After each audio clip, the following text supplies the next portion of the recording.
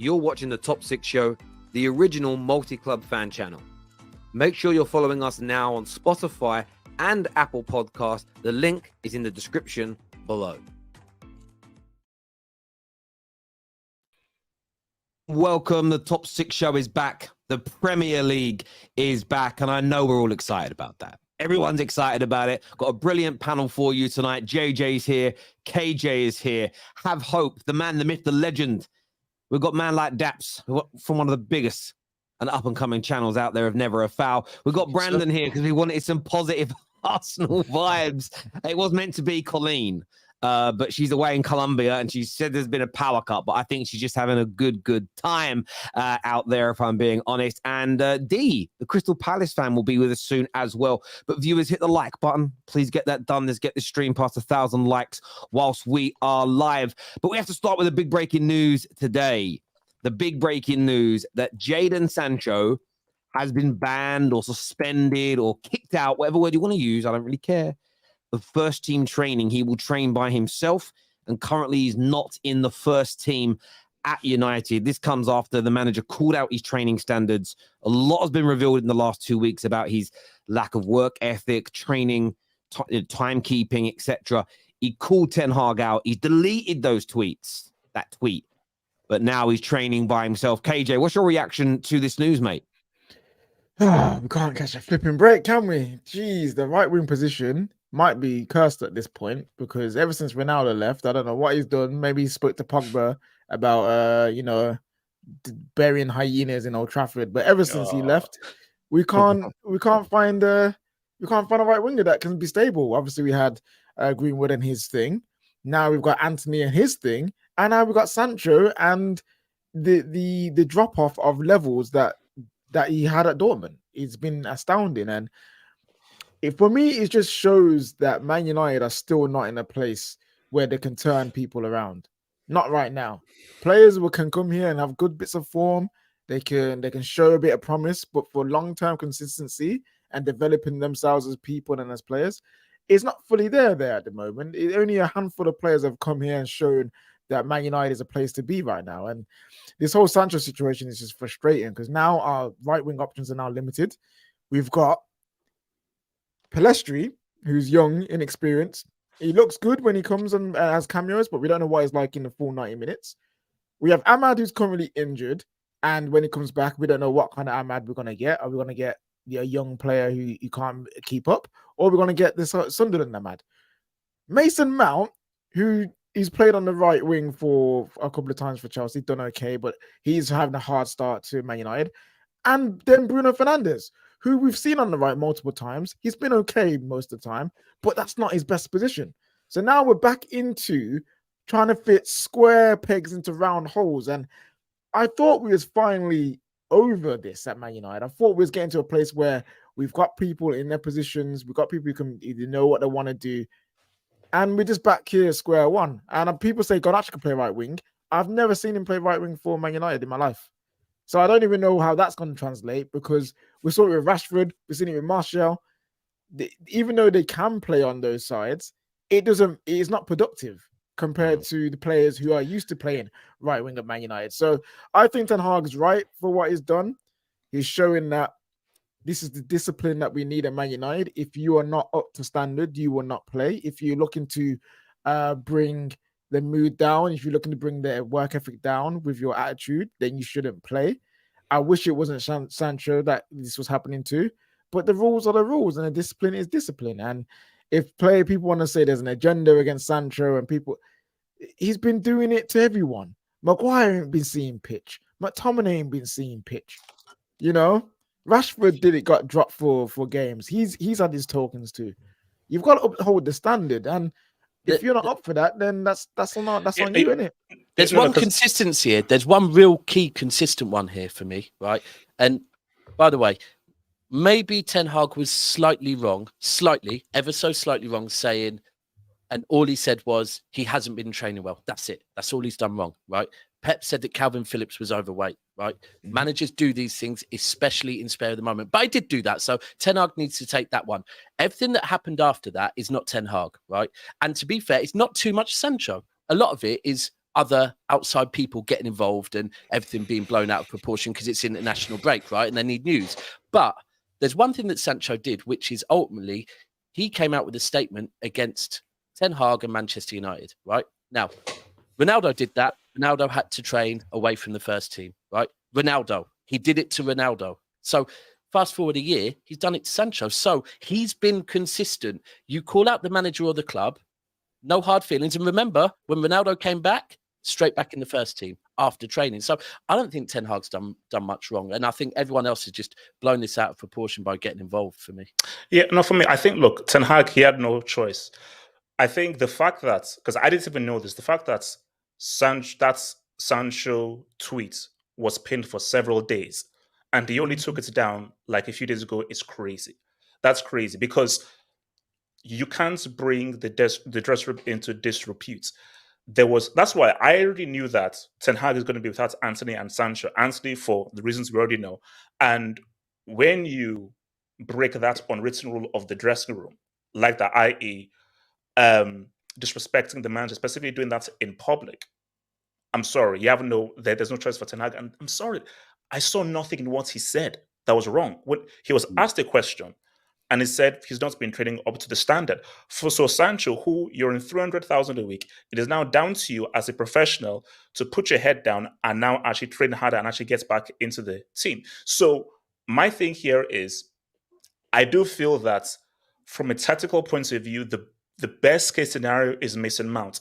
It ain't great, but would you rather have Bruno out wide than Mount out wide? I think Bruno is far more useful in the middle of the pitch than putting him out wide right. So Mount has played there, and I think Mount, he's functional. So he can just do a job and be functional out there wide right, because I think if you put in Bruno wide right while Mount is still struggling, that could be bad. But like for Ten Hag, it's not on him. You can't blame him. So what people fail to understand is there comes a point of how much more can you do? Ten Hag has allowed Sancho to be late to training a few times. He's given him time away from the team, like away from the 3 months in the mountains, as people would say. He's praised him even when he first came to the club. Praised Sancho, said he's an excellent talent. Look forward to working for him. There's only so much leeway you can give a person before you're like, right, this is too much now. And I think Ten Hag just came to the end of his tether. He's just come to the end of his tether. He can see, and you know what makes it worse? Is Jadon Sancho is probably the most talented player in our team. Probably the most talented player in our team. And the fact that even after how much leeway has been given, it's still not clicking. There can only so much Ten Hag can do. And this is coming from a guy. I wanted Sancho for 2 years. It was documented on the Terrace. I was very happy we got him. I was there defending him when people in the first season were saying he's not good enough. He's showing this and the third. I'm like, yo, give some time. Let him settle in. Last season, people getting on his back. I was like, nah, give him some time. And then the problems have just shown to persist. And I don't like the media, the way that they're attacking his character. That needs to stop. But if we're going pure football and this pure professionalism, he's not been up to standard, unfortunately. Yeah, and I can't go on, JD. Yeah, I'm saying I don't understand why this is such a big thing. Like, we're not talking about do you know what I mean, a Rooney for United and there being a situation there. We're not even talking about a Rashford where Rashford's gone and he's provided some output for United. This guy's done nothing. Absolutely nothing since coming to the club. Yet there's this up and all about him like not being in the squad. You ain't talking about like Mo Salah being dropped out of the team or Mane being dropped out of the team, or you're talking about Sancho, someone that came in for a big bucks and has not provided. He's on 350k a week and has not warranted one bit of it. We're going off what he was doing as a 17 and 18-year-old in a Dortmund side when people want to keep screaming, Bundesliga attacks. Since he's been in the Premier League, he hasn't done anything. So why is this even a conversation? Why is this such a big story? It's because of the Sancho FC people. It's the Sancho FC people. I was about to say, that's my point. It's like, look at it this way. It's a big story because it's Man United, first of all. And listen, chaos is the enemy of progress. And when you've got chaos going on in the boardroom, in the changing room, it's always going to impact the field of play. So it's a big story from that point of view. But where you're spot on, and this is the thing, you've got Sancho FC, and I try my best to separate my criticism of Sancho FC from the player, because the players are not responsible for their weird cult following they have. They're not responsible for it. Same as Martial FC back in the day. That it's strange, you know, and you know, there's Pogba fans at the minute, you know, talking about it's not his fault that he's potentially taken a supplement that's got testosterone in it. It's exactly his fault. Even if the guy that he hired has made a mistake, he still hired the guy, still on him, right? But you're right, JJ. You're spot on. If we give a kid that we've never heard of from the academy a chance, the only thing that the worst case scenario is as bad as Sancho, which has been pretty much non-existent. So whoever comes in to replace Sancho can't make the team worse because Sancho hasn't done anything. It's like when, I know he doesn't get spoken about anymore because of what he did, but when we promoted Greenwood into the first team and he took Alexis Sanchez's place in the squad, people are like, oh, is he good enough? You know, he's young. You know, is he as good as Alexis Sanchez? I'm like, brother, Alexis Sanchez scored 5 goals in 18 months. Like, you're not talking about someone that was delivering for us like Arsenal were. Sancho's been so poor. The only thing that the new person coming in has to do, as a bare minimum to keep us where we are, is to keep the shape and help out defensively in the way that Anthony does, because that's the only thing that Anthony does good as well. But if a new winger now comes in, if Pellistri comes in and actually starts creating chances regularly in games, this is a good thing for Man United. Plus, Mason Mount and Bruno will also do a better job on the right from a creative and goal-scoring point of view than both Anthony and Sancho do anyway. So people are trying to make this look like an L. It's an L in terms of it's probably going to be another player sold, another big money deal that hasn't worked out for Manchester United. But this is what happens every time we get a new manager. The previous mistakes, the legacy issues need to be resolved. So you're always going to have this happen. Maguire's another, Sancho's probably going to be one, and vice versa. But people acting like, oh, especially his fanboys. Well, what are we going to do without Sancho? It's not going to make no difference. What was we doing with Sancho, bro? You know what I'm saying? It was probably a question before any of this happened. It was probably a question is, are we going to keep playing Sancho? It was already a question. Is he the right choice? Right. So very little has changed. It's just, for me, there's already, like, you're right. There's already this surrounding Man United, and there's already the stuff from last year that happened with Sancho that, you know, some people will come out and feel they have to protect him because of, you know, he had the mental health issues last year. So people are naturally jump into his defense. But it's like, you can't see it the same. And for me, he just, even if we take it as far as he's being wrongly advised, for him to put that thing on Twitter and then leave it pinned, but then remove it, and there's a key. Okay, so you've removed it. So you've basically admitted that what you did was wrong. Now you've removed it, because otherwise you wouldn't have removed it. So everything for me, it's not on 10 hard. Daps, I want to say as well, right? A lot of people saying, well, he might have been forced to remove it. If Man United and Ten Hag are lying about him, if he is turning up on time, if he's hitting all the standards, hitting all the numbers, doing all the things he's meant to be doing, and they're lying about him, he wouldn't be at risk of losing his job or pay over that tweet, because he'd be able to prove those things. Because training is monitored now to within an inch of your life. You'd be able to prove they were lying. And if they were, it would ruin everything in that dressing room as an example. So for me, again, I wanted Sancho to work out. I like Jadon Sancho's talent. And I've been saying all day, I said it to Big Steve, I'm not judging Sancho as a human being and as a person because I don't know him. And he probably is a lovely bloke. Probably is. But we've all worked with people. Maybe the younger generation don't get this. Maybe people that haven't really had a proper job yet don't understand this. You can work with people that are great individuals, but they're shit bastards in the office. They're rubbish at their job, or they cut corners. You might have loads of guys I've worked with. I love going out work drinks with them, but I can't stand working with them, especially if we're in a joint project, because they always drop the ball. And that's what Sancho is for me. He's probably a splendid, lovely, top geezer, but there's too many stories in his past from City and Dortmund and England, and now there's too much smoke for there to be absolutely no fire. And I understand why his fans are backing him.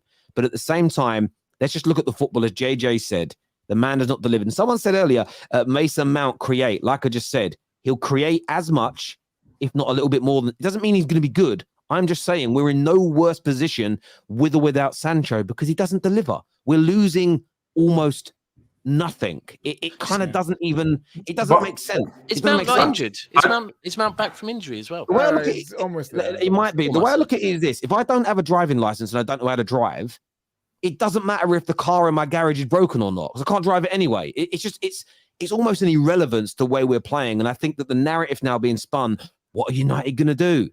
That's not the point here. For me, so the one thing I'd say about this, which is good, Danny Devil in the Details tweeted this, and so I'm not going to plagiarize. It shows that for once the board's actually backing a manager in a player dispute, because we've seen too many times in the last decade the players get backed and then everything falls apart. So that's the one positive for me personally. Sorry, Brandon, you've been waiting to speak for a while. Sorry, mate. And that's the point exactly, Tel. You know, there was too much player power at Manchester United. In fact, I look at this situation, and although it's two completely different situations, this is very reminiscent to the Aubameyang situation at Arsenal. Yeah, the manager had just had enough. Too many times he turned up late. Too many times he was doing stupid things and not putting his all in. And in the end, the manager, like, you know, you had Arsenal fans, including myself, that was sitting there at the time going, well, you know, Aubameyang's out of the team. He's at home. We're not winning games. Surely you've got to bring him back in. And in the end, when you really look at it, the manager was right. So I think that Man United fans just have to be patient with Ten Hag, because this is only his second season. He is starting to dish out and find out the bad eggs from the good eggs, and the players that he actually wants, the players that he wants to keep, the players that he wants to get rid of. And you have to hold the standards as high as you can, and your standards have to be met at all times. Arteta came in to Arsenal with all these non-negotiables and stuff like that, and players that didn't meet that, i.e. Guendouzi, Pepe, you know, Aubameyang, some big signings there and some top talent there, they was out the door. And ultimately, what it's done is we are a lot better than what we was back then. So I think Man United fans have to be patient. the funniest thing of sorry, D, I'll say this. Yeah. The funniest thing of all is Man United fans were screaming, especially after Oli and Ragnick. We need a manager who's going to be ruthless. We need a manager that's going to stick to his principles and be disciplined. And if players are going to be acting up, that he would deal with them good and swiftly. And Ten Hag's done that on multiple occasions. We've seen it with Sancho now, De Gea, Maguire. Ronaldo. We've seen it with Ronaldo. We've seen it for, and now that we have that, it's the people now are crying that there's no leeway for these players, and it's just Why that is okay, Jay. Only care about discipline and standards when it comes to the players you don't like. Yes. If it was Rashford, Yeah. if it was Bruno, if it was Shaw, if it was all these other players, then you'll be like, you know what, Ten Hag, masterclass. But people are like that in life. But he didn't need to do it though. You didn't need to do it. I get where I get. Look, this is. I think everyone agrees that Sancho. Who didn't need to do what? Sorry. Ten Hag. He didn't need to call out Sancho as he did. He didn't Why? need to. He was asked the question.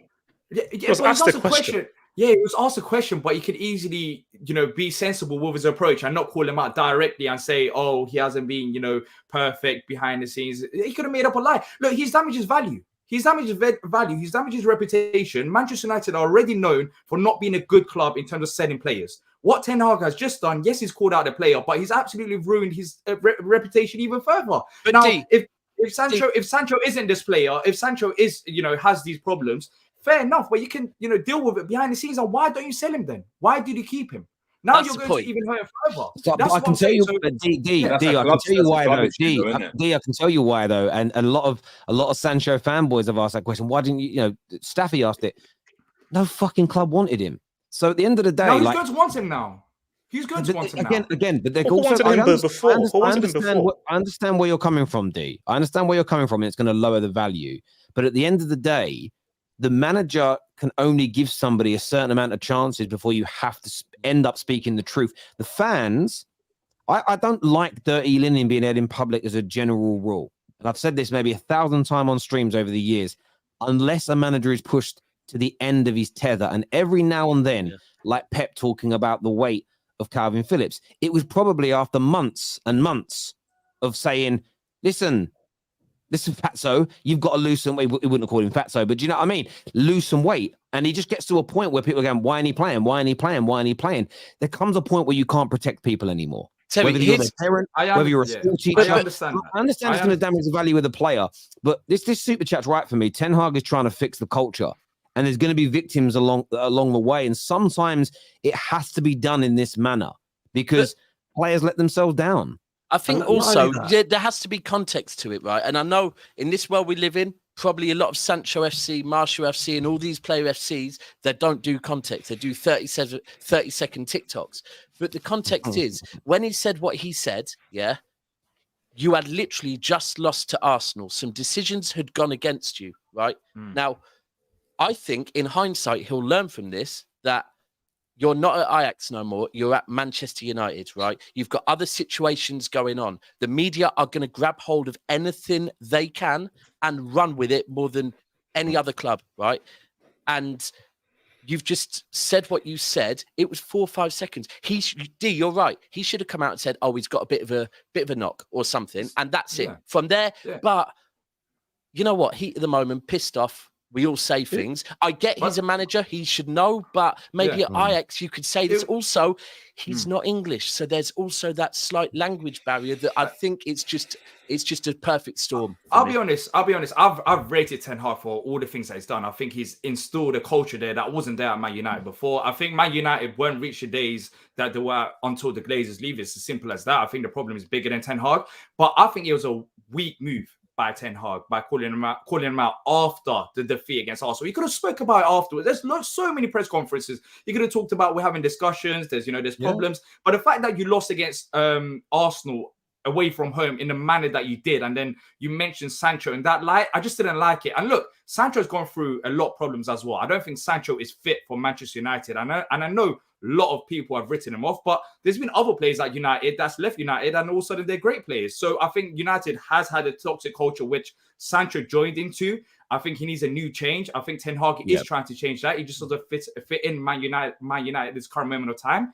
But Ten Hag, that was weak. I'm sorry, that was weak, calling out Sancho like that. A player that you know has got problems, a player that's still young as well. I think it was a weak move after losing against Arsenal. Do you not maybe look on it? Do you not maybe look on it in a different light as well? Maybe the manager is calling the player out to try and give him that extra kick up the. Exactly. You don't do it after losing, though. You don't do it after no. game. But that's how. If Sancho had a different mentality, put it this way: a young Cristiano, if he was called out in public, it would make him so angry. He will go back in training, train harder, and he'll have a strong reaction. So my thing that rather than saying that it was calling, actually, I agree with what he said. Maybe it's like, okay, I'm going to call you out because I want you to be angry. I want you to be pissed off. And I want you to use that anger, harness that anger, come back in training and show me why I need to put you in the first team. So there are different ways of viewing it. But here's another bit of context to it, though, D. But another bit of context to that was he didn't have to do it in that press conference. This is where it's a perfect storm. This is again where it's a perfect storm. That if this was any other week, right, Sancho would have gone into training on Monday. They would have had a conversation, and it would have been settled. But international break, right? Sancho's not picked for England, so he just called Sancho out. How can Sancho show him? There's no way. He's not going to see him for 10 days. I'm sorry. I know. Yeah. 2 seconds. I'm sorry. I know people are saying that. Look, you shouldn't have called him out. And there's obviously horses for courses in it because I spoke about it last couple of weeks ago. If United won that game, this Sancho situation is not even that big. Everyone's speaking. People say it. He says it in a press conference, and no one's talking about it. He's gone and said that. I don't think there's any issue by saying that a player isn't training well, because that should be the bare minimum and the expectation for fans, expectation for everyone, is that the players that play for the club train to a certain level. He's not saying he's been rubbish. He's not saying he's out of form. He's not going to lie. He's saying the player's not been training well. So we had players that have trained well and he's playing on the side. Yeah, and it doesn't matter. So is there no other game? So is there no other game or pre-match conference where it doesn't matter when. But quick one. Imagine they lose the game. Imagine they lose that game. They ask Ten Hag that question, and Ten Hag goes, I remember Arteta doing this and getting a lot of stick for this. Again, next question. I don't want to talk about it. he's not in the squad. He's not in the squad, and just didn't say anything. That's worse. And then allowed us as fans and allowed the media to speculate on why Sancho's not. It would have been better. It would have been better than this. It would have been better than this. No way. It would have. It would have. It would have. No chance. It would have. It's the wrong time to call him out. Guys, KJ, go on. Yeah, it doesn't matter when he calls him out. People are still going to be vexed. You can call him out 5 days before a game. You can call him out after a game. You can call him out while he's out with his missus and he's having a spliff. Like, I'm not saying Sancho or Ten Hag's having a spliff. I'm just saying. Like, Hold on. No. Which one? Wait, the guy from the Dutch one. Amsterdam, Okay, cool. but no, listen. It doesn't matter when Ten Hag says it or how he says it. This world of football right now, we've seen it with Maguire. Any inch of criticism, especially in England, it's let's go mad.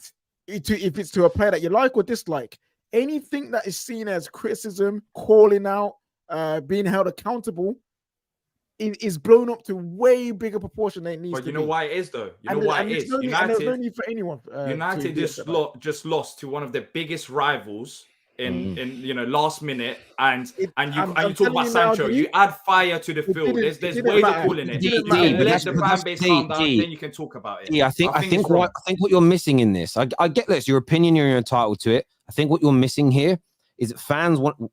We just lost narrowly to Arsenal. I know it's 3-1, but it was narrow. Yeah. Maybe you could have done with Sancho's talent. Why isn't he there? Again, I'm more angry at Sancho for not being available because he didn't turn up to training on time than I am any player that made a mistake on that football pitch. He's not. He's not right. The point is not right what Sancho's doing. Again, this is the thing. So this is the thing. This is why I think the manager's done it. This is my theory. It's not a fact. It's a theory.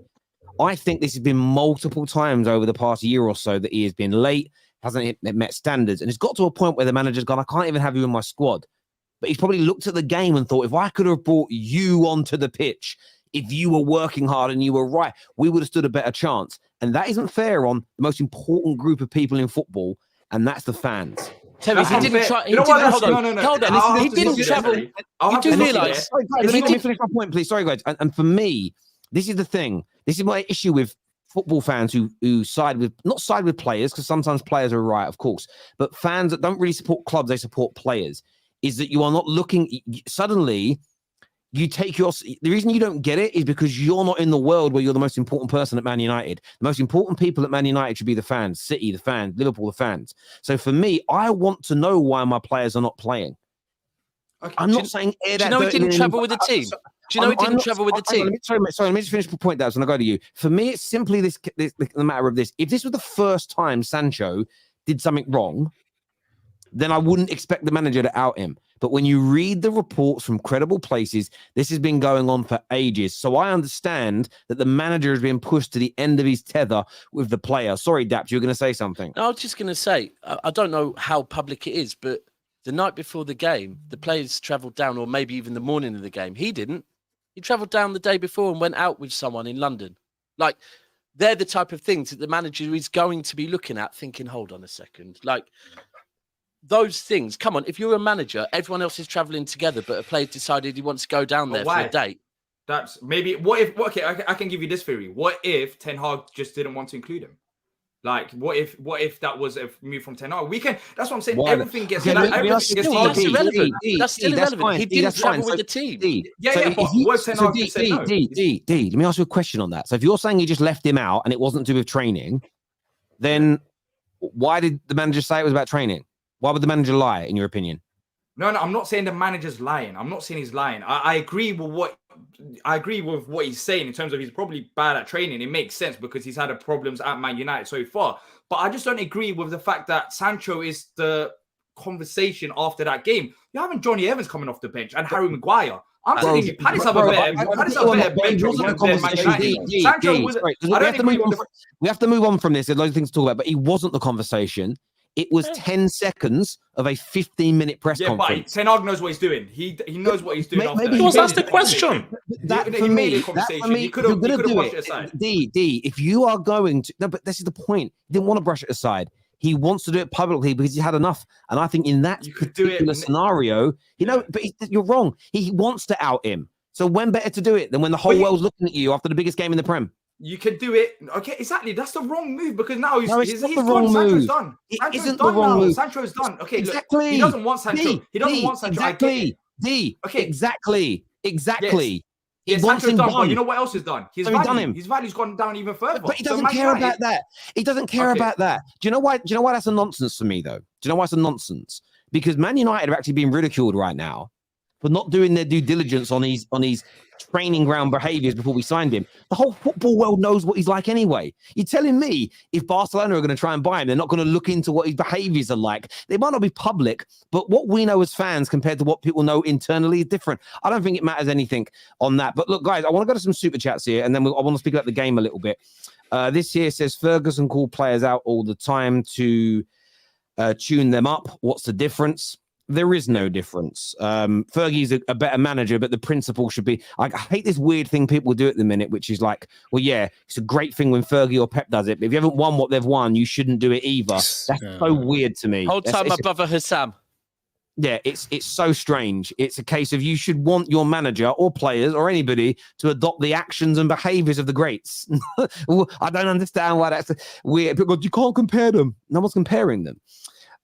Can we all please stop this nonsense of supporting that's not my fault culture? Walker didn't go to Twitter and cry after Pep told him he can't play in a position. Maturity, people. FYI, no language barrier. I hear you there, my friend. But the whole world is it's not my fault. Everything's blamed. You know, people can get caught red-handed breaking the law, and they still try and make out like they're victims. It's systemic, crazy. Terry. It's systemic. It's systemic. That's why I wrote this form. It's true. It's true. Running a scandal-free club is necessary to compete at the top. At that means looking more than talent and stats when looking into who you bring in. Couldn't agree more. Ten Hag, Eric Ten excuses called out Sancho to deflect from the Arsenal loss and Man United generally poor form. It's a cowardly move and made things worse. If Ten Hag was asked, why did you lose today? And he was going on and said, oh yeah, and also it's because Sancho's not training well. I would say yeah. But he was asked a direct question about Jadon Sancho. So yeah, I hear you. I hear you on that. Not the same as the grass is too long. It's not. On that, yeah. On that, right? Man United play Brighton tomorrow afternoon. How do we see the game going under this kind of shadow of Anthony, which we've discussed to death, and there's no more to say on that now until there's further information. Sancho now being suspended from the first team. How do we see the game going against Brighton? What we saying, panel? It's crazy. Brighton are favourites. It feels weird. Zerbi's got the stew cooking, man. The stew's going to be hard. At low heat for this whole week, man. Is it Old Brighton Trafford? are favourites. Yeah, it's Old Trafford. Expand on that, D. You said Brighton are favourites. Expand on that for me. I think Brighton are on form route, and you got the Sancho thing going on. Man United, you had other situations going on during the international break. It just feels like Man United going into this game. There's been a lot of background noise that I just don't see how Brighton shouldn't be the favourites going into this game. They're playing great football. I know they had that loss against West Ham recently, but if it hurts me to say, and it's crazy, but Man United, if they manage to come out of this game with a point and try to build on it, I wouldn't be surprised if some of the fans will be happy with that, because Brighton are red on form, and I just rate Brighton more than Man United right now. Because Man United, I rate Ten Hag a lot for what he's done to United, but we don't even know the style of football yet. It's not even obvious, and he's been there for ages. I have to say, I agree. I agree. Generally, I agree, because I think Brighton are on more form. I think you're in a little bit of a mess right now. I think you'll actually find that Man United will go through a bit of a transition season this season.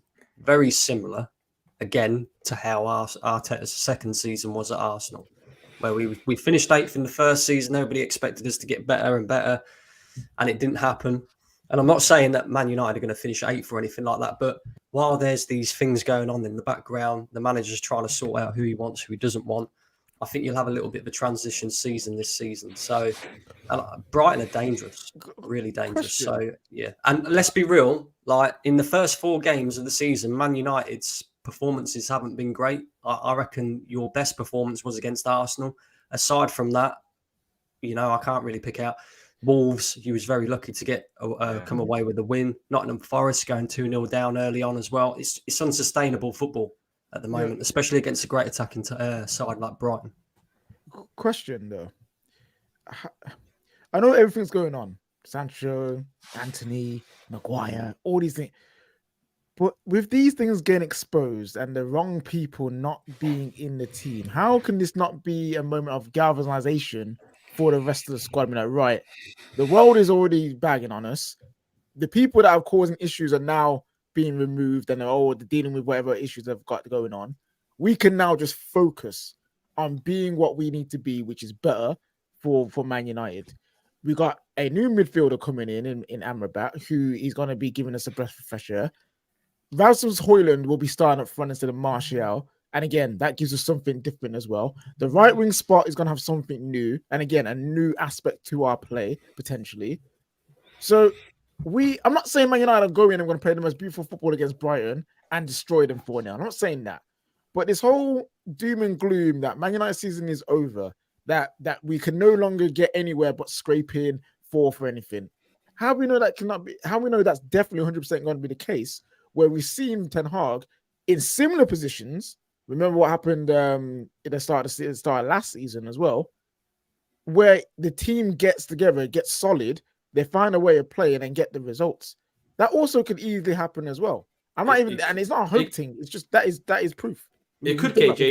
And again, even if Man United are on form and all the players are, playing 9 out of 10 or 8 out of 10, it's still a difficult game. You're facing, Brighton. Yeah, but that's why I said.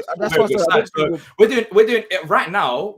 Look, it could work like that, but right now, as it stands, I think Brighton are the favourites going into this game. Do you know what? I disagree. I think I agree with what Brandon said. That I don't think this is a season for Man United to kick on for me. I think where the club is, and that's the direction from the top.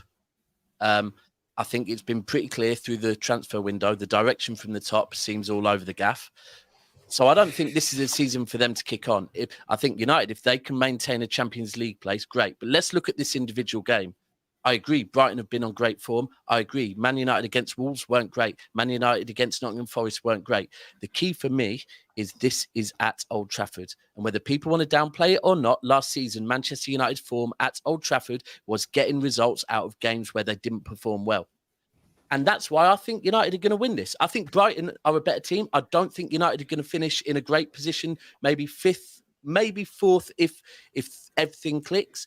But on this individual game, it's at home. I think United win it. I'm going to be honest. I think their bad results are going to be away from home, not at home this season. Yeah, for me, I think this game could actually be a turning point for United. I think if they lose and they lose badly, specifically after everything that has happened with Anthony and Sancho, I think that could pretty much set the tone for the rest of the season. But just as what KJ said, if sometimes, like look at 2006 Italy, that whole Calciopoli situation, it's galvanized them. It brought them closer together, and it was like them against the world. They're going to be distracted, and they went ahead and they used that to do like us against the world, and they won the World Cup. So if United beat Brighton and they perform well, and it's a really good performance upon everything, I think that could set the tone of like us against the world. Everyone thinks our season is over. Our rivals are just waiting for us to fail. The adverse could now happen. So I do feel like because again, remember, this is social media, and players use social media now, and all these players are reading what everyone is saying on social media. It's, they've lost Anthony, they've lost Sancho, the club is a joke, these guys are clowns. So they'll be like, oh, look at what everyone is saying. Let's actually now go and prove them wrong, that we're actually going to come and actually be even better upon all of the negativity. So I think it could work one of two ways. It's going to be an interesting game. Look, I'm not. Brighton are a tough team. I think you're right about that, D. I absolutely understand. I think that United's start to the season is being slightly over-egged. We were poor against Wolves, there's no doubt. Totally admit that. Got things wrong on the day. Poor in the second half against Tottenham. Should have been leading in that game. Yes, we conceded 2 crazy early goals to Nottingham Forest. One was a weird counter-attack. The second one, listen, ball got crossed in. Willy Bolly weren't even looking. The ball smacked him in the face and goes in.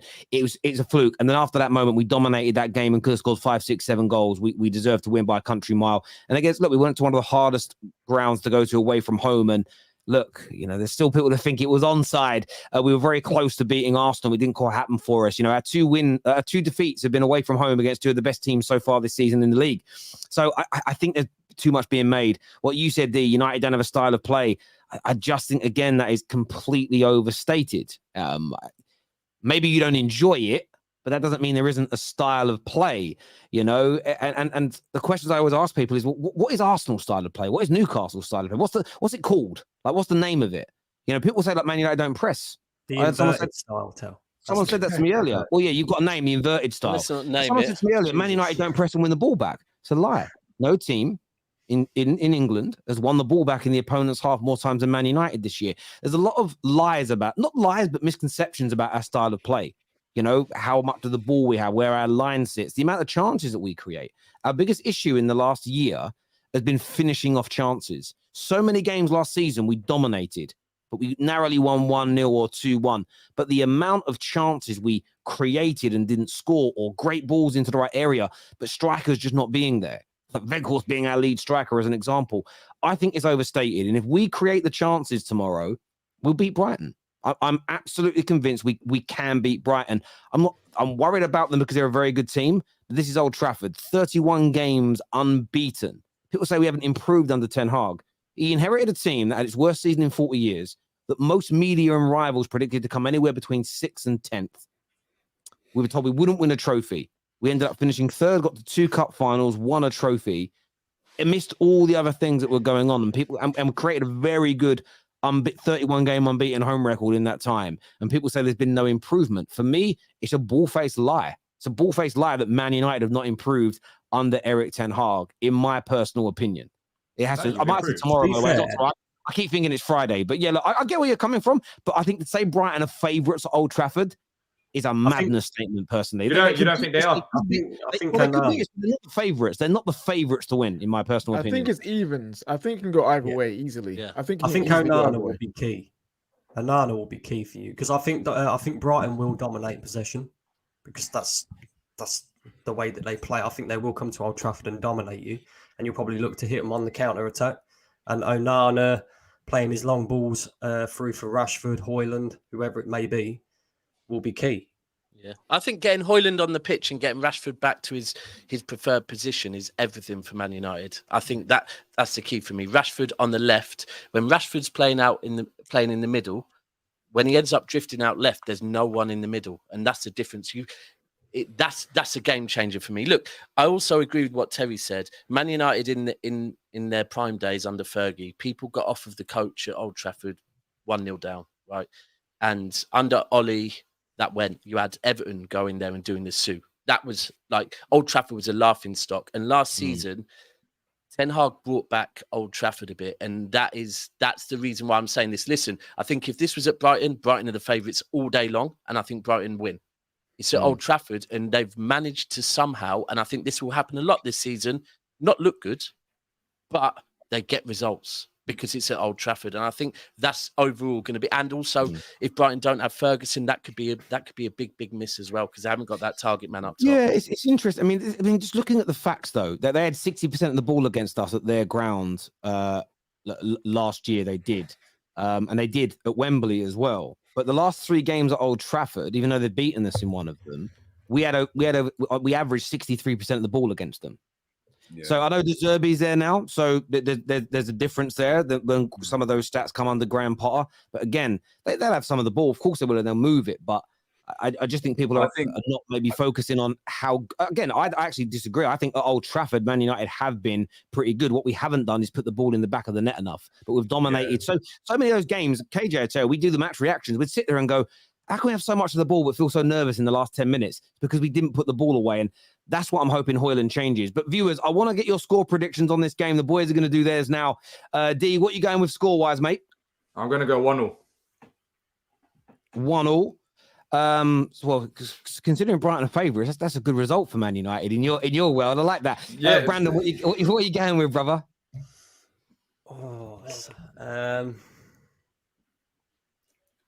2-1 Brighton. Brighton sneak it. Jeez. Have hope. 2-2. Nice. Daps. 2-1 United. Love that. You're saying JJ? No, I don't love that. Just to be clear, I don't love that. I don't want that at all. I hope Brighton pull your pants down 4-0 Brighton, but I think 2-1. Yeah. Yeah, I'm on the same wavelength as Daps. I think 2-1. I think the counter suits United too much, and I think Brighton have been susceptible to the counter this season very, very often. So yeah, I'm gonna go 2-1. You know, when we gas up these kind of games, yeah, it always ends up in one score line, 0-0 in it. Like every single time, 0-0. 0-0. Yeah, man. Can you imagine? Can you imagine? A masterclass. Some super chats here. This one says United will be strong again at home this season. I can see them easily win 2-0, if not 3. They tend to have bad away games and then respond properly at home. That's a true pattern to Man United, to be fair, under Ten Hag. United absolutely have a style of play. I just expect Ten Hag to be more on the front foot instead of seeing it being a sit back and counter attack team.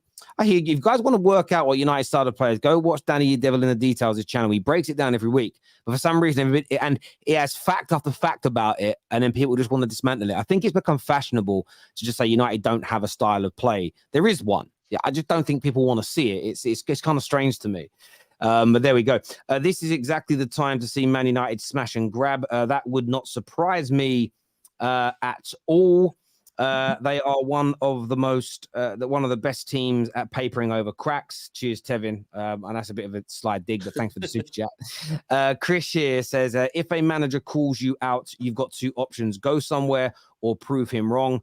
An analogy in the NBA, Phil Jackson called Kobe out most of the time. He didn't run away. Well, it's just transpired as well. Laurie Whitwell has just said that the club requested that Sancho had to apologize to Eric Ten Hag. And he said no, that's why he's been suspended. So it wasn't the manager suspending him for previous misdemeanors. It's because he won't apologize for basically, in the club's opinion, defending yourself when the manager didn't lie about you. So how long till a Sancho tweet comes out? I wonder. Nah, what you call it? It's done, man. Man don't want to be there. You don't want to be at Man United. It's fine. This here says we can argue on the hows and the whys. Ten Hag called Sancho out. However, the manner in which Sancho responded sealed his own fate, and that was fully within his own control. I think optics are key as well. Like, I'm not really annoyed that he went away to New York, but it's one of those things where, again, perception is reality, and people don't like that saying, but it's the truth, how you're perceived. For me, what I would have done personally during this international break is the only pictures that I would have had my social media team release of me would have been me training. That's all I would have let them release, because I'd have controlled the story. But again, I don't personally care that he went off and. Why should Sancho apologize, Terry? Like, what for exactly? So do they want an apology for the tweet? Like, what exactly? So I think when you read the stories, Man United are again, it's who you believe. I believe Ten Hag's telling the truth, although he shouldn't have said it. And the training standards haven't been there. The player has come out and said that isn't true. So he's called Ten Hag a liar. So for me, if I said something about you, D, that I know and this panel know to be true, and then you go on Twitter and say that I'm a liar, for me and you to be cool again, I would expect you to apologize for me because you're the liar in that circumstance. But then if you apologize, then don't you prove Ten Hag right? So if you're chatting rubbish about me and then I go and apologize about you chatting rubbish about me, then does that not prove the whole point? Yeah, that means you're wrong. It's going into that. It's done already. It's done already. But the thing is, sorry, guys, one at a time. D, let me ask you a question. So do you think Ten Hag's lied then, that Sancho's training was up to scratch? Do you think the manager's lied? No, but the damage is already done. Like, we all know that regardless of him apologizing or not, he's not going to play for Man United. I'm sorry, irate, but D, that's not the point being raised here. You're saying, why should Sancho apologize? Yeah. The only reason you would be asking that question is because you think Sancho's telling the truth, so why should he not apologize? If Sancho's lying, why should he not apologize? But I don't think Sancho thinks that he's lying. Sancho clearly feels some type of way. What if Sancho's annoyed at Ten Hag for calling him out like that? Like, yeah, but what if that's the case? And if you apologize, then it looks like I can answer that though. Then fine. Then your tweet should say, "Listen, coach, boss, Ten Hag, that stuff should be kept behind closed doors. I don't appreciate you saying it publicly." What he has said is that I've never messed up any standards of training. Now, I don't believe that's true. So again, he's ruined his whole reputation, Terry. Though that's the thing, he's ruined. What do you mean he's ruined? So you think Ten Hag is ruining Sancho's reputation? I think he has now, and not his performances on the pitch. And look, I can admit that though. I've never said that South London boy. I know it's the South London boy back in the South London boy. I get it. But let me ask you this question: Sancho's performances for Man United, coupled with reports from his time at City, his time at Dortmund, and in the England camp that these problems have persisted his whole career. Why is suddenly Ten Hag responsible for ruining him? Hold up. So let me clarify this. Sancho, we can, I think, all admit there's no 5 games in a row that I can think of Sancho having good games back to back. So Sancho hasn't performed at the levels for Man United. But as you said, Sancho's got this reputation. But how old is Sancho even right now for him to have that, have them problems when he was young? He was young. Everyone has, some players have mistakes. Some people, it takes longer for them to grow up. I know he's a professional. I know the limelight was on him from a young age. But to question his whole attitude when he was making mistakes when he's 17, 18, I think that's a bit harsh on the player himself. Of course, there's other players when they're 18 why can't you question the attitude of a young person if it helps develop them into a better person? If a young person is going through you can and you need to correct that, so why can't you but using that period when he was like 17, 18, we're talking about City and all them days, and comparing but it's not just now, that period. It's a collation. It's not just what happened at City, that's why. It's City, Dortmund, Man United and England. That is a span of 5 years. That's so fine. You're telling me 5 years of issues can't get called out.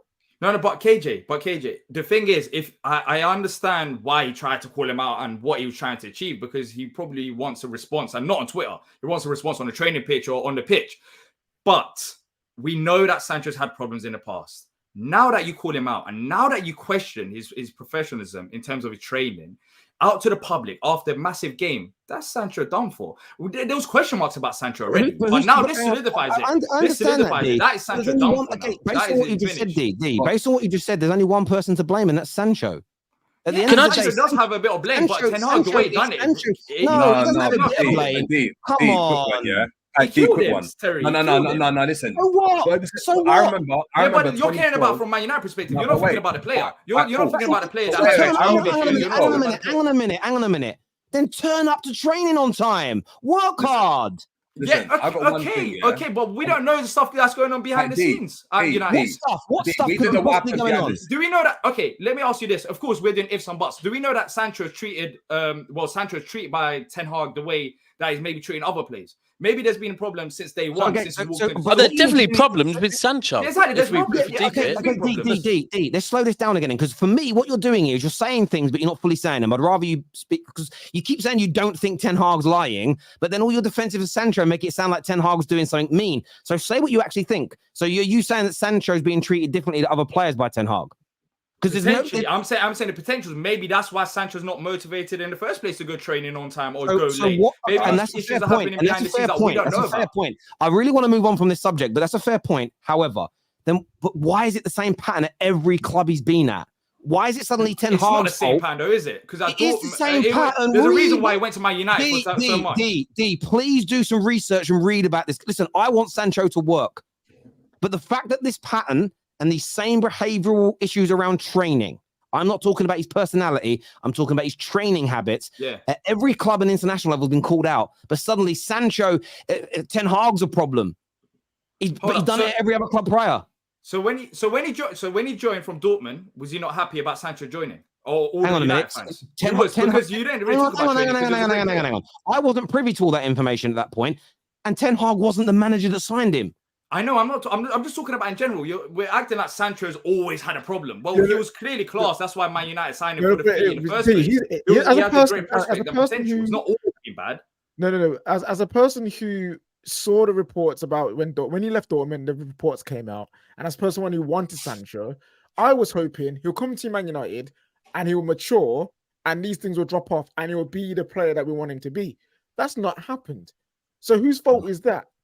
Like, I'm not saying Sancho has to hold. I'm not saying you have to hold. Boys, I want to move on from guys. I want to move on because we've got so much to get through, and there's not that much time left, and I don't want it dominated more by this. HH is gone now because this first subject took too long. But in terms of Chelsea, they've got a tough game for me away at Bournemouth. Aren't a good team, but Chelsea can't score. It's a really tough game for them. How do we see that going, Daps? You hit me with Chelsea. I still wanted to talk on Sancho.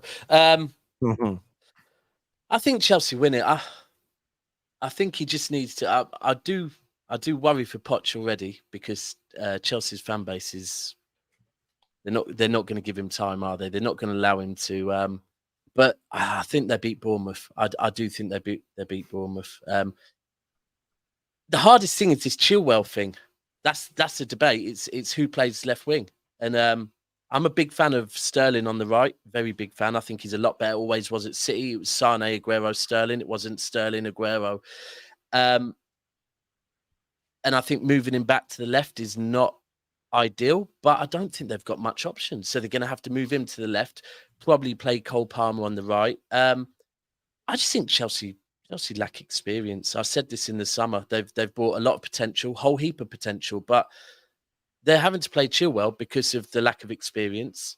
They're playing him further forward to try and play the defense how ultimately Poch needs to play them, because he doesn't have trust in playing four at the back. For me personally, it's a bit like the England one, where you look at England and I think as fans we can say the midfield we want. We can look at Arsenal's midfield with Partey fully fit and say the midfield we want. I think most Chelsea fans can look at Chelsea and say the defence they want, the midfield they want. But you know what? Sometimes managers see something different. And will Poch get that time with this fan base? If they get a bad result against Bournemouth, I don't know. But there has to be big questions if they lose to Bournemouth for me. Because like you said, Terry, you just started this off saying Bournemouth are not a good team. Right? I've had Chelsea fans tell me they expected to go to West Ham and beat West Ham. If you expect to go to West Ham and beat West Ham under Moyes with the tools that are perfect for the way he plays football, they better be expecting to go Bournemouth and batter them. Otherwise, it's and goals. Jackson, we got told all summer Jackson's good. So this is Bournemouth. I can't hear this. I don't know if Bournemouth should not be a tough game for Chelsea. It shouldn't be. I'm sorry. It shouldn't be. But if you're saying it is. Where's it at? Is it at Stamford Bridge? Shouldn't matter. Shouldn't matter. Yeah. It shouldn't matter. You're right. It shouldn't matter. But I think Chelsea are in a worse situation than even what we were saying about Man United in terms of being desperate for a win right now, because they should be doing a lot better than what they actually are with the talent that they brought in. I know, like what you were saying there, that's about it being potential, not experience, but the money that they've spent, the players and the caliber of players that they've brought in, they should be getting results against Nottingham Forest. They should be getting based on the money, though. Just based on the money. Well, you say that, but you've got Caicedo in the midfield now alongside Enzo Fernandez, highly rated players. I know the striking department is the one that's letting Chelsea down more than anything right now. But, Sterling weren't bad at Manchester City, and he just seems to have died a quick death at Chelsea, although he's probably been their standout player so far this season. So there are players there that should be doing better than what they are doing. I do think they have to give Pochettino time.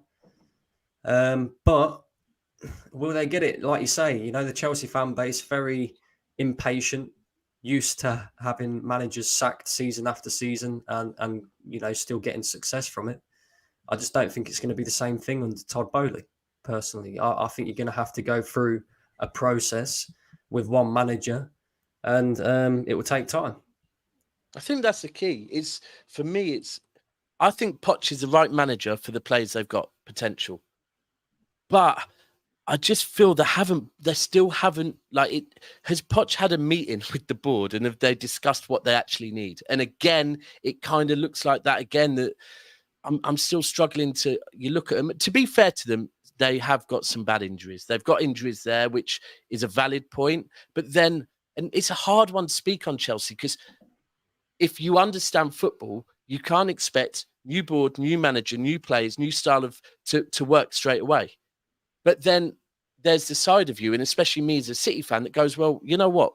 With spending money brings pressure. So, and that's where I am. I'm like, I want to say, Chelsea, you must do this. But the football side of me goes, but I wouldn't expect anyone to do that straight away. No, and I think that's because of the injuries and where they've missed out on. Like, for me, buying Lavia and Caicedo, there was no need. No need for both of them, right? That money could have been spent elsewhere wiser, right?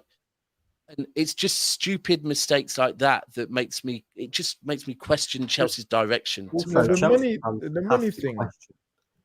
who's actually spending the money here? Is it Todd Bowley? Is it Pochettino? Is it both? If it's Pochettino, right, then I understand why the pressure would be on him. But if it's your owner just going out and picking players that the manager doesn't necessarily want and stuff like, you're actually making it a more difficult job for Pochettino than what it needs to be. Because then he's got to sort through all of this. Oh, well, we brought players. We've put them on an 8-year contract. I've got to get something out of them. No, but I think what Chelsea have tried to do is adopt a similar model to Brighton, which is we buy players that fit the club's style of play. So no matter what manager comes in, we need to find a manager that fits the players that we've got, as opposed to getting a manager and being in the situation that United are in now, where the next manager comes in and he's looking around and he goes, actually, I don't want this player, get him out, and I need to get this type of forward. He gets sacked after 2 years or gets taken away in Brighton's case. And then the new manager comes and goes, actually, no, I need a target man. I don't need this fast type of striker. Brighton, I've kind of transitioned seamlessly from Potter, because for ages now, they go and buy these players that no one really knows about, but they fit what Brighton are trying to do at any given point. So it means that the manager that they picked has to fit what the club's identity. And I think Chelsea have tried to go and do that. Do you know what I mean?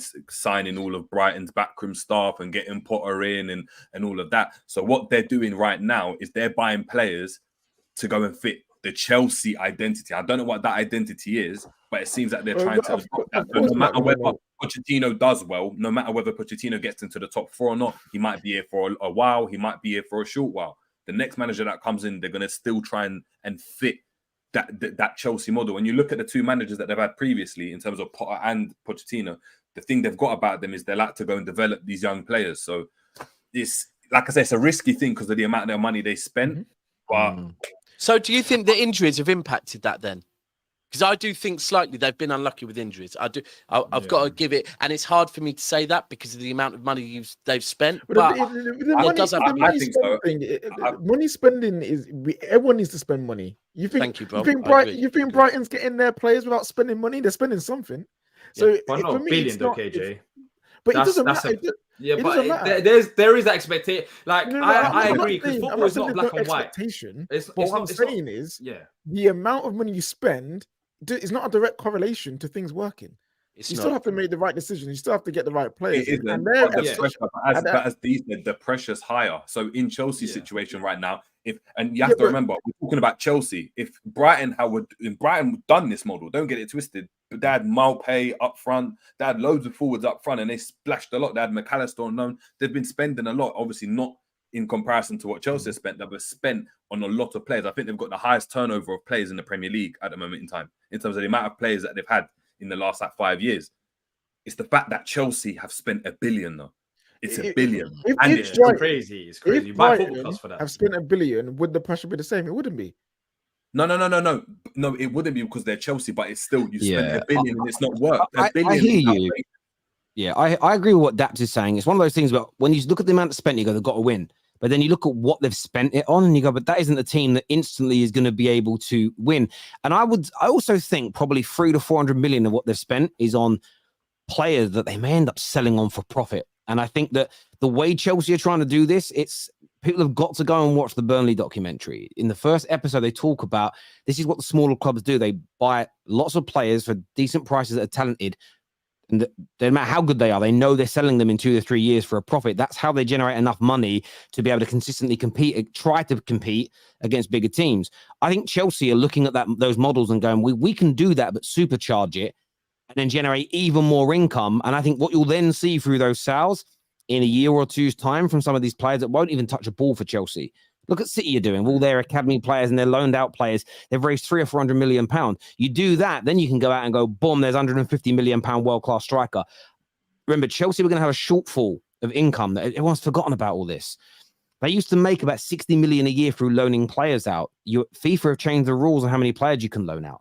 There was going to be around a 50 to 60 million pound a year shortfall, plus how much money Roman pumped in per year. He pumped in around 30 million a year. So the club was going to have nearly 90 million a year shortfall. The club had to come up with a way of generating in the medium to long term money. And I think part of that spend is on that. However, back to tomorrow's game, Saturday's game, They're playing Sunday. I'm having a mare on that. I keep thinking it's Friday. I told you I went to sleep before the show. My head's gone. They have to beat Bournemouth away. Like, And- as much as they Yeah, need they have time to make this team come together, Bournemouth away is absolutely must win, because if Poch doesn't start getting results, it doesn't matter how patient Chelsea fans say they're going to be. Every poor result, you'll get more and more people say, is he the right guy? And the only way they actually knit this plan together is by having a manager for at least the medium-term period to get the style of football working in the first team. They keep sacking managers every season. This project doesn't work, and results have to come. And So Terry, that's very, where very curious. what you said is spot on, because the model you spoke about, yeah, you're right. And from running the club long-term sustainability, that's what they're trying to do. The problem is that you've got the fans that are used to the peaks and troughs of winning, get rid of a manager, bring another one in. Yeah. And this is the issue that I also think Bowley is not only trying to make Chelsea sustainable, I think he's trying to improve the style of play. He's trying to take the brand to another level by playing maybe less pragmatic football and more exciting football, because that takes Chelsea to a different level that maybe they haven't reached yet. But when you have a fan base that are used to peaks and troughs and winning, get rid of manager, new manager in, win, this is the hardest thing for Chelsea. This is the thing. And you're spot on. For the fans, you have to get a win against Bournemouth, because these Chelsea fans, they don't want to hear about the club. They don't want to hear about the clubs being sustainable and they're building this and that. They want trophies quickly. They want trophies fast.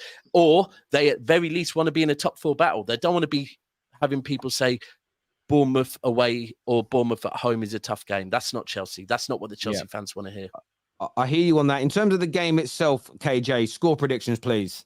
They'll win 1-0. They'll make chances, struggle to score, and but get the win in the end. JJ? I think Chelsea win. You know, I think Liverpool faced Bournemouth and they were poor, man. We beat them with 10 men convincingly. I'm going to say I'm 2-0 Chelsea. D? Yeah, I'm going to say 2-1 Chelsea. I think this game suits them in a way, because I know Forest losing to Forest was a massive hysteria, and they shouldn't have done that. But Forest are settled side. The sides that they face are settled. But Bournemouth, they have a new manager, new players. They're going through a similar thing, but not on the scale of Chelsea. So I think it suits this game because both sides are not settled, and I think Chelsea just have the quality. So I'm going to go 2-1. Bran?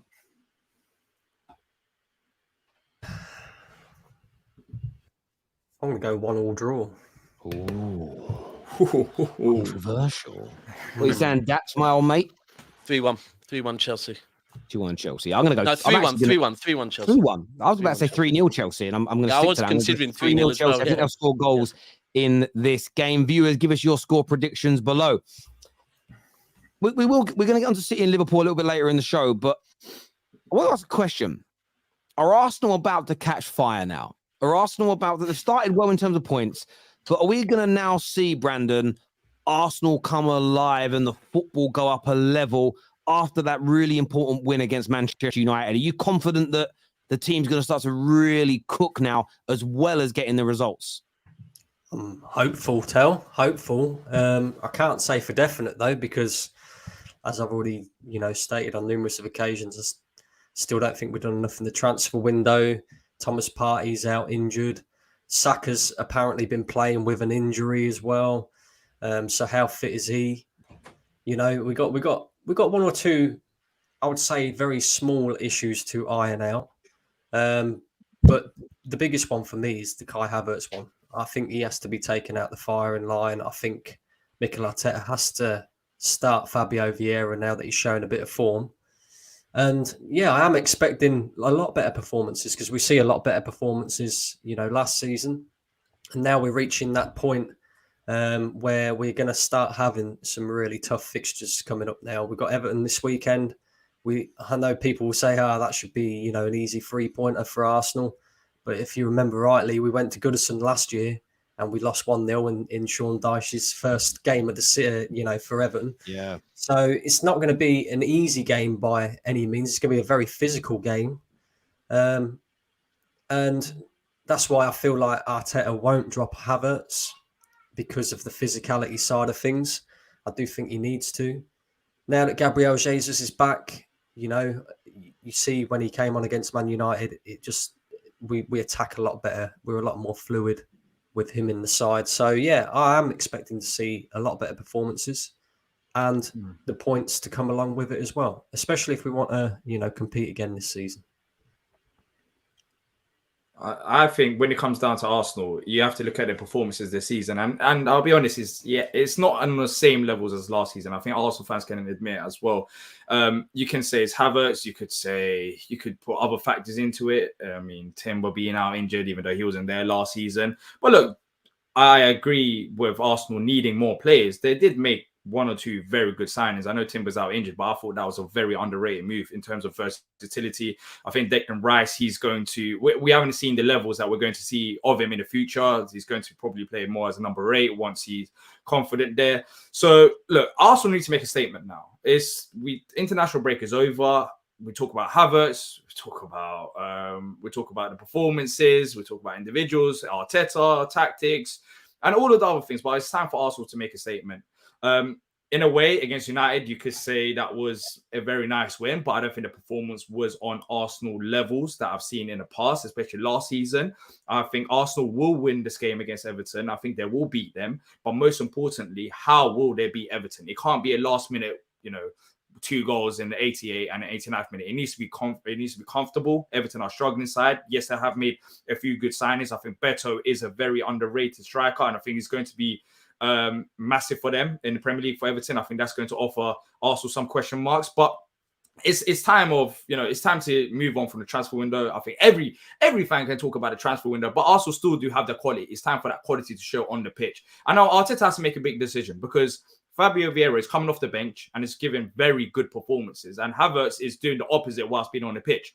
Arteta, he needs to stop. Well, I can't say he needs to stop it because there's only been 4 games. But if he continues to pursue with Havertz starting, and I get with Everton's physicality and Havertz could play a big role there, but Havertz really hasn't deserved to play. He hasn't. So, and one player who has is Fabio Vieira, but 2 opposite type of players in terms of physicality. I think he will make a massive call if he was to drop Havertz in this game. But most importantly, rather than Havertz and Saka and Nketiah and Jesus, rather than talks, it's time for Arsenal to be Arsenal that we've seen under Arteta and put in a solid performance to show the rest of us that they're serious this season. Because so far, yes, they are picking up points. I just haven't seen that Arsenal, that aura of Arsenal that I've seen in previous season. Yeah, again, with the Havertz thing, right? He's creating a bit of a problem for himself here, Arteta, because every time there is a bad performance, Havertz's name is mentioned in it. And rightly so, because his performances haven't been great. But every time we have a bad performance and Havertz starts the game, he's going to be mentioned from now on. It's just how it is, because you spend £65 million on him, you expect a lot better. And we haven't seen that. So I think he needs to take him out of the firing line, not just for Havertz's sake, but for Arteta's sake as well. Because, unless it starts clicking real soon. And like you said, we've got a player there who's hit form at the moment. It's all everybody talking about, oh yeah, but if we drop Havertz, what's that going to do to his confidence? What does it do to Fabio Vieira's confidence when he's coming on week in, week out, putting in performances and still not able to start games? You've got to, give him confidence as well and say, yeah, there's a starting place here for you, providing you continue to perform. And we had the similar sort of situation in pre-season with Trossard, because Trossard was our best player in pre-season, no doubt, and should have started the season for Arsenal, but he didn't. And then when, you saw it when he came on against Fulham, he didn't have a great performance at all. So I think for me, the manager has to play players based off of merit now. And Fabio Vieira, like you said, is performing. Havertz isn't. You know what? Besides Havertz and Fabio Vieira, in terms of Arsenal as a whole, I actually don't think you guys need to cook right now. As long as you keep it ticking, as long as you keep it going, get those wins under your belt. Maybe if you have a bad performance, you get a draw out of it or something. Just keep the fire burning, because I feel like last season the issue was you, man, house on fire, started, all guns blazing, out the doors fast. And then over the season, you guys got tired. You guys, the Europa League caught up with you, the cup competitions caught up with you. And even when you were out of all of those things, you man was still the fire dwindled, and then boom, you guys lost the league. Man City have mastered this. I think this is why they're also one of the best teams in the league. They know how to start the season slow while picking up, almost maximum points you can get. It's mad. But they know how to start the season slowly, not in full gear, not in full pace. They sometimes look a bit shaky, but when it comes to January, February, March, they switch it on. They switch it on, and then boom. Next thing you know, 10, 15 wins in a row, they win the league. I think Arteta's learned from that. And actually, he's like, well, guys, I know we want to look the best all the time, but being pretty from the get-go don't win you a league. So I know the Havertz experiment is annoying, and we're baffled about why it's continuing. But if it just gets Arsenal over the line for the first 18, 19 games, I think that will put Arsenal in a better position to win the league. Do you know what? Do you know where I agree with you on that? Is I've heard a few gooners say things like the way we've started the season isn't sustainable. Like how the Farmers League meaning weirdly changed last season to saying, well, if City keep winning the league, we're a Farmers League. When for the last 5-6 years, Farmers League meant outside the top 2 or 3 teams, all the other teams are crap and they're playing against rubbish. It was so weird how last year people tried to change the meaning. Unsustainable football's meaning suddenly changed because of Arsenal. You could argue the Man United game, but the other matches, they just weren't killing the games off, but they were in control for large parts of it. And they conceded really sloppy opening goal to Fulham as an example. They then even though they got 2-1 up, they should have killed the game off and they made a mistake. That isn't unsustainable. Unsustainable, it would be performances like Man United versus Wolves, where you're being peppered and you smash and grab the result. If you keep winning like that, that won't last forever. But if you're dominating the ball, having most of the chances, that is literally the definition of sustainable football. I don't understand why football fans like to change the definition of words, change the meaning of what phrases mean to kind of fit a narrative. And I agree with you, KJ. I just don't see why Arsenal fans are panicking in any way, shape. I think you're better off starting in terms of form slowly. One thing that I think City got right last year, and I said this in around April, I think they're planned all year. It was a very weird season last year because of the World Cup break. And clubs did it all different in terms of, when the World Cup was on, some carried on training for 2 weeks, some went on holiday straight away, some did warm weather training, some stayed in England. I think the way City handled their season was almost, I want you guys playing at 90, 95%. I want you to win, but I don't want you breaking your backs early in the season. And you saw in the last 2 months of the season when lots of other teams had kind of fallen off or looked lethargic, they came into their own. And I think they reserved a certain amount of energy over in the early stages of the season, so they still had like energy left in their legs. I think some teams, and Arsenal might have done this. If you ever watched like sort of middle distance running at the Olympics or at the Athletics World Championship, some people go out too quick in the beginning, and then when they get to that last 200 meters and their legs burn out. I think Arsenal might have done a little bit of that last year. So I get why there's worry because you started better in terms of form last year. But I just, again, as an outsider looking in, I don't get the panic from Arsenal fans at the minute. Personally, I don't have your same emotional connection. So I don't feel about your I get why some of you are doing it because none of us, I don't enjoy any Man United football matches ever. I'm always too nervous. So I don't get nervous when I watch anybody else's teams play, but I'm more objective because I don't have any emotional connection. And I just don't think Arsenal fans, the only area I agree with is Fabio Vieira has to be starting over Kai Havertz through meritocracy alone. That I agree with. However, I don't think you man should be panicking in any way, shape, or form. I think you've had a very good start to the season, got a very good squad, and the togetherness at your football club, generally speaking, that's powerful. But the fans have got to stay relaxed. Learn from City's fans. They're always relaxed. They're always cool. They're always calm and collected. Fans have got to adapt that approach. You could end up hurting your team by being too panicky and too mardy too early on in this season. Stay cool. Help your team. Support your back. Everything all of you have said is so spot on. Right. Firstly, if someone says to you that Pep is trying to copy Arteta, Arteta's trying to copy Pep. Sorry. What's the saying about flattery is the best form of a compliment? Imitation is the best. Imitation. Thank you. Imitation. Right. Yeah. Listen. Sorry. 1 second. Change of headphones. It's half-time sub. Perfect time. I've got my daughter's headphones on now, but it's what it is. You've got to remember this season's different to last season as well for Arsenal, because as fans, straight away, there's expectations in the Champions League. Because of last season, the fact that maybe you threw some cup games, there's expectations to also perform in the cup, right?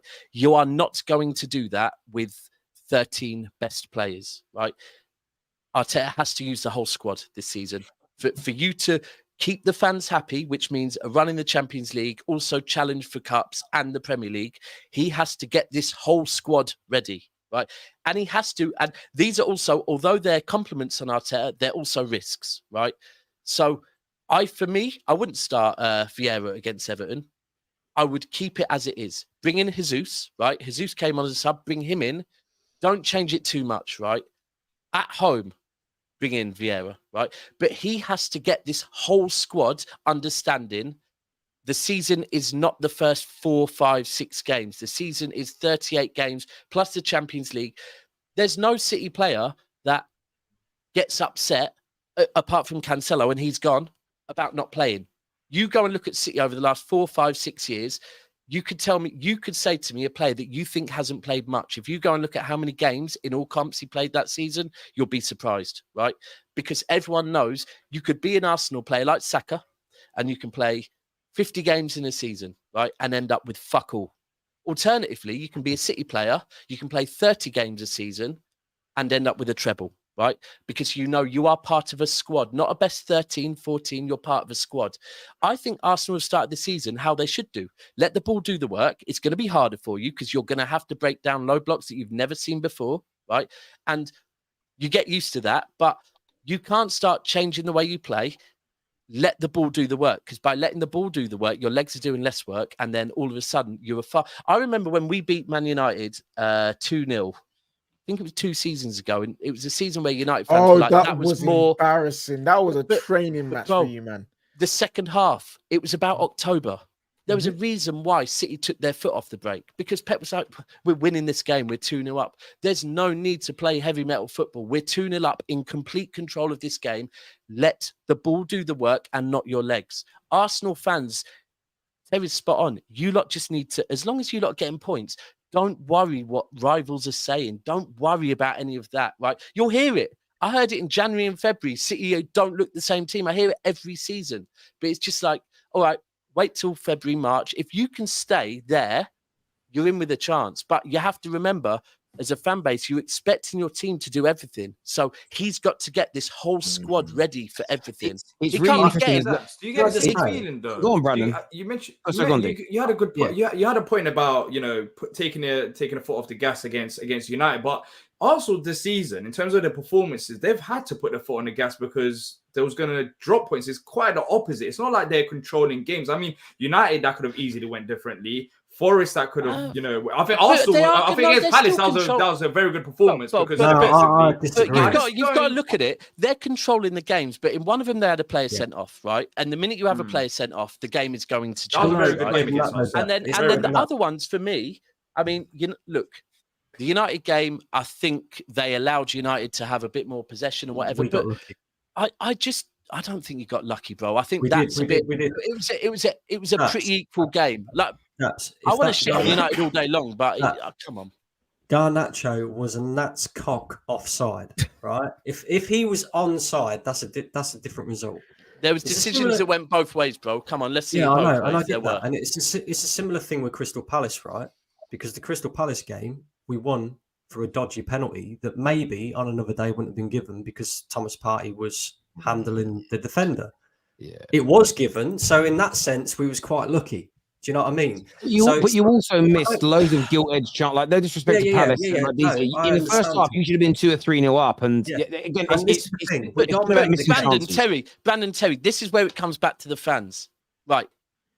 You lot, I once did a show with a gal where I think you lot had just beat, was it Bournemouth? You came from behind to beat Bournemouth, right? And he came on the stream and straight away was talking about referees. And I said, bro, you're not that Arsenal anymore, right? You won the fucking game, right? You move on. Do you hear me going, well, we were lucky that we got a handball against Everton, right? You need to get out of this worry, because trust me, there's a lot of people that will not see it and won't get it. But the worry in your fan base, the more this happens, the more it goes onto the pitch, right? People don't believe this. People will be watching this saying, you're chatting absolute shite. The players do not see how fans are. Bro, they're young. They've got social media. They see meltdowns of fan bases, right? You lot have to just see it as what it is. You've got 3 points. You've got what? Is it 11 or 12 points you've got? 10. 12. Oh, lovely. 10 out of Oh, 12. yeah, we got 12. Sorry. You got 10 points, right, from 4 games. You haven't been looking the same as last season, but you're also trying new things. You're knowing, Arteta will know this is a long season. You have to look at that and just be happy with that and think there's been things that have gone against us, things that have gone for us. We've got those points and it's not the business end yet. If you get your expectations too high, it's all going to happen the same as last season. I hear you on that. Boys, I want to get score predictions for the Everton-Arsenal game. I'm going to go to Daps first on this. What are you saying? What's going to happen in the game, bro? 2-1 Arsenal. Ooh. What are you saying, Brandon? Away from home, we tend to be better than when we're at home. I want to go 3-0 Arsenal. Nice. E. 2-0 Arsenal. AJ. Can't believe I'm saying this. I think 1-1, 1-1 Everton, 1-1, 1-1, 1-1 or 1-0 Everton. 1-1, bro. One of those. 1-1 or 1-0 Everton. I don't know which one to pick. Everton win. I got a feeling. Because for me, Dice. They're getting diced. yeah, but do you know what it is for me? Surely It's with Arsenal, I'm not gonna lie, I haven't been impressed this season, man. Like I haven't. Like all the games that they've faced are teams that, even if they were challenging for the top 4, they would have expected to win. And do you know what I mean? United, if you're looking at United, that United were in the mud, they didn't, do you know what I mean? Had been poor game against Wolves, Nottingham Forest. It was United weren't do you know what I mean, on form United. So for me, I don't know. I just got a feeling it's going to catch up with them, and they might drop points in this game. Again, it might be a draw, it might be a win, but that's not to say that Arsenal can't turn it around. Because if they click, then do you know what I mean, it's game over, and it will be difficult for Everton to get a result. But I think I just got a feeling Beto's gonna get the goal for them. I just got a feeling, man. Ooh. What are you saying, KJ? I agree with D. 2-0, man. They're gonna get their goals. It's gonna look horrible, but they're just gonna get the job done, man. Cruising. Apparently, someone in the comments actually said that Arsenal haven't beaten Everton away in 5 years. Yeah, they've got that record on the Mersey, isn't it? Yeah, it's a little bit of a bogey ground for them. You know, it's so yeah. I'm gonna go 2-1 though to Arsenal. I think they'll break that 5-year duck and win this game personally. Staying in Merseyside though, viewers, by the way, get like button smashed nearly on 1,000. So get hitting that like button now if you haven't done so already. I saw something from James Pearce today. JJ, that said in the summer of 2024, that is when Liverpool will be buying its defenders to bolster its backline. And it made me die. And the man at Liverpool fans going, yeah. It did make me laugh. It did make me laugh a little bit. These lemons. But you were talking about Liverpool being the club that will actually compete with City for the title more so than Arsenal. Now, I know you're someone that's kind of Klopp out, JJ, but are you changing your mind? Maybe do you think, looking at the start of the season, the midfield you've bought, do you believe you have a chance of catching City? I mean, I'm not going to discuss with him. Klopp's the only one that's done it in recent memory. Klopp's the only one. Pep and Klopp, I mean, obviously Pep's won multiple Premier Leagues in the last 5 years. I mean, Liverpool's the only team that's done it, and we've got there more times than Arsenal. And if Liverpool are clicking, then Liverpool can always be a problem. And you've seen, I mean, there was all this talk, if we're being honest, about Liverpool, you know, not being prepared. I didn't think Liverpool were prepared. Critiquing, our transfer policy, didn't bring in the DM, brought in Endo, the whole Caicedo saga. yet we're level on points with Arsenal. We face Newcastle, Aston Villa, two teams that everyone picked were arguing, saying they're top 6 sides. We face Chelsea as well. We've come out, and do you know what I mean? We've only drawn that first game, and we're looking points wise, and it's the same thing as KJ was saying with Arsenal. If Liverpool can tick over, and just get points, we're always going to be a problem, because going forward, I don't think there's an attack as a whole that's you can argue with depth that's better than Liverpool's. There isn't. Like, do you know what I mean? City, for example, Haaland's a massive plus. If Haaland goes, who comes in for Haaland? They have Julian Alvarez, but if they're to get 2 injuries, then they're in a bit of a pickle. Play the false 9, to be fair. Exactly. Yeah, you play the false 9. Yeah, Pep will make it work, but in terms of going forward, Liverpool's. I agree, though. Overall, yeah. Obviously, we've got problems in defence, 100%, and there's still that question over a defensive midfielder. But if Liverpool have shown that they can win games without having a defensive midfielder, and it's the same question that people used to say about Man City. Man City can't win the league because they haven't got a striker. And lo and behold, they won the league without a striker. So, look, I'm not sure. I'm still very, very kind of like I wouldn't be surprised if Liverpool do. I mean, I'm not expecting Liverpool to challenge for the league. I'm not expecting them to. But I get the argument from some Liverpool fans or some fans in general when they're saying, look, you need to watch out for Liverpool, because Liverpool, if they get on a roll, they could become a problem. And we've still got the likes of Salah, who's remained at the club, that can propel Liverpool to those heights. If you challenge Man City with no DM and the defense that you've got now, which is very injury prone, and bruv, give Klopp manager of the season, fam, because that would be an absolute mad achievement. It's hard to say where, like, you guys have started off great, like, and I agree with your attacking depth is up there with the best in the league. Probably number 1 if you really want to break it down. Probably is number 1. You can argue number 2. But with the no DM situation, or 1 DM with Endo, and then this defense, many people will say that will catch up with them. Like, that will catch up with Liverpool at some point throughout the season, especially if there are midfield injuries that we've seen over the years for Liverpool. That's been a massive one. So you would expect it to catch up with them, but like you say, Klopp, when he's on it, can turn the weirdest situation into a 10-game winning run, and that's something you can't deny. But do you know what it is? It's a weird one. It's like the argument that I had, for example, for not having a DM is, how can we get rid of, like you just said, we get rid of Fabinho, have no DM, then how Liverpool going to go and play? Maybe the plan for Liverpool isn't to go and have a DM, it's to go and have players that can go and just rotate at any given situation. So at one point you have Soboslai that's the deepest man, then you have McAllister that's the deepest man, then you've got Gravenberch or whoever's playing that becomes the deepest man. When we're trying to adopt this total football that Ajax used to go and play, there's this whole talk that's what Pep Lijnders, our number 2, is trying to go and do.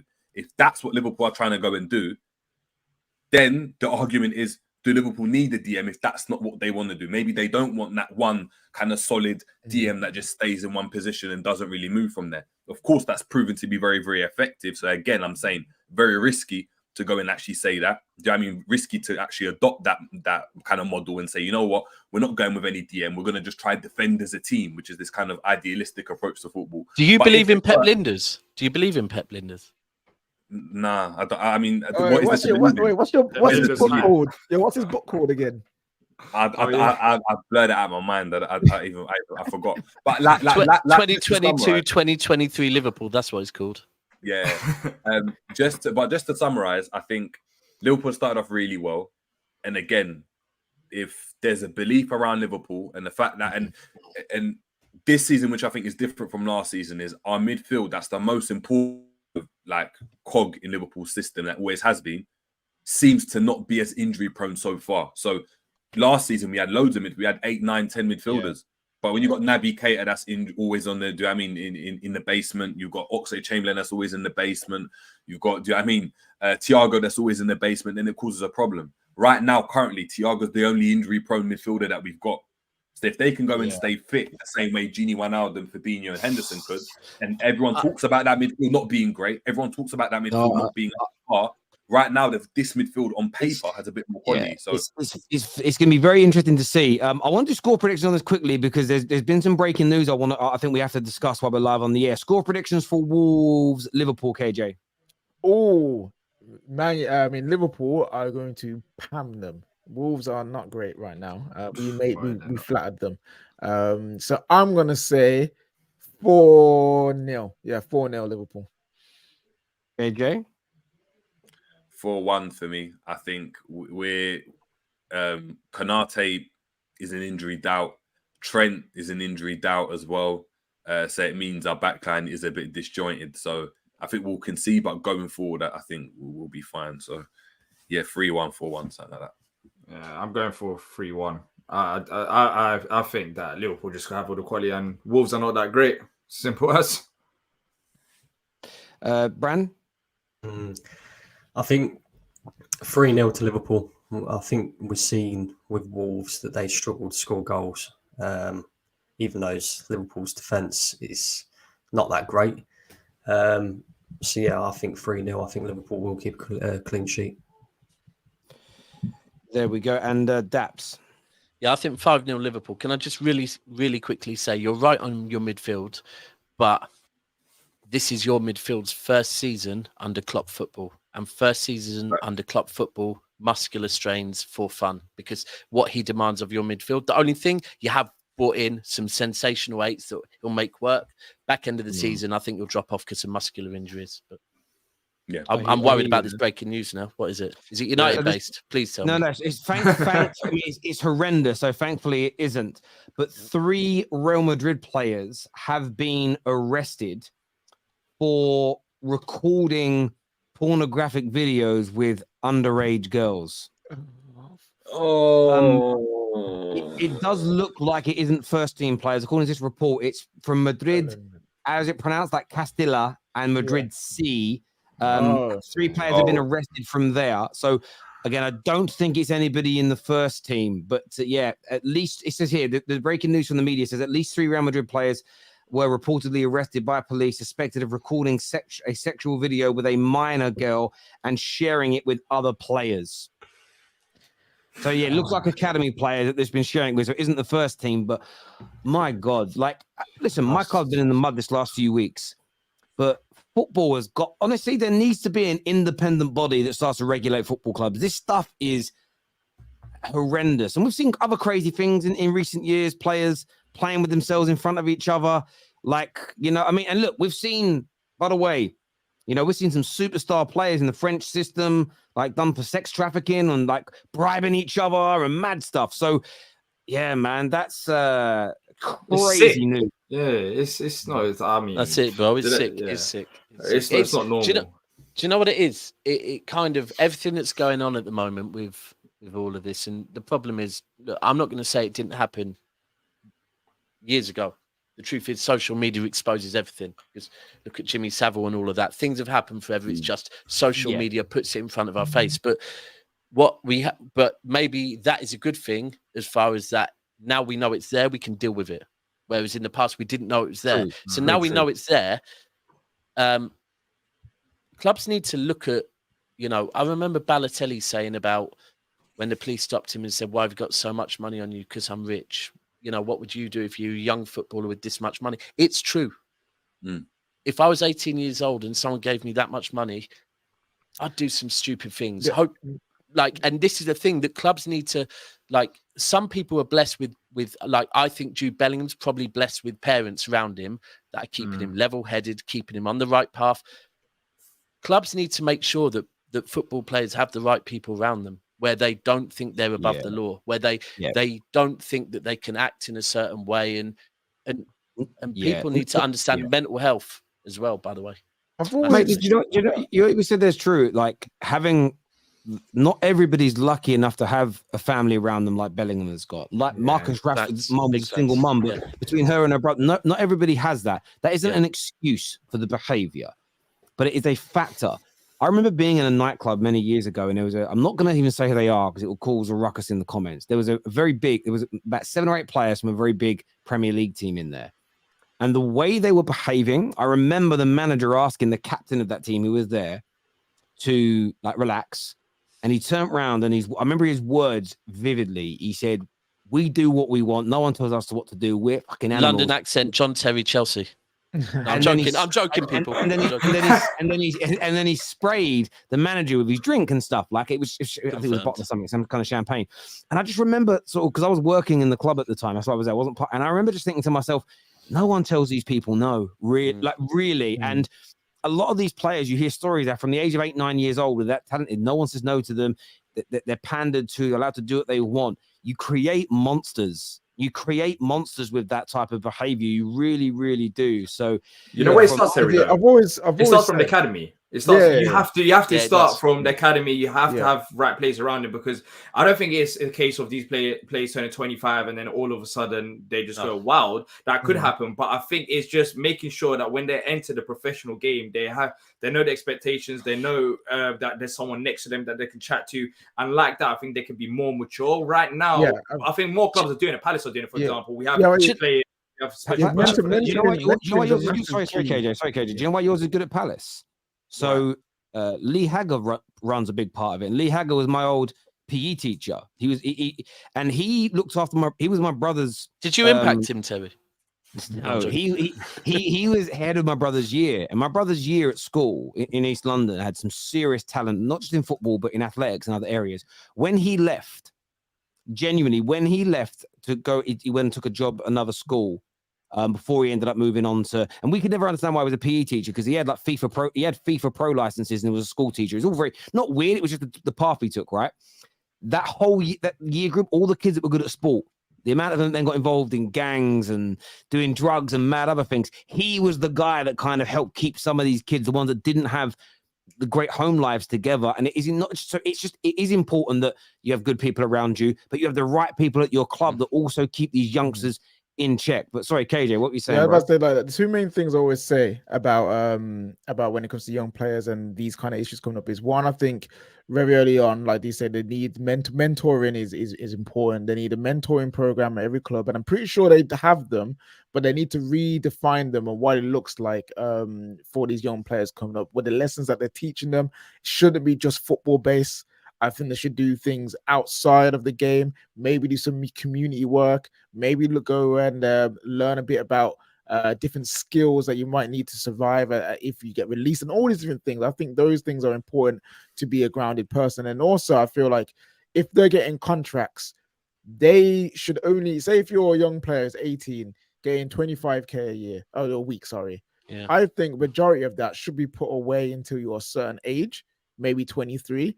And you only get is a portion of it, so that, one, you're not spending it on foolishness, and two, it builds up your money management a lot better than just having all this money to spend on cars, women, drugs, all these things that can get addicted to and attached to.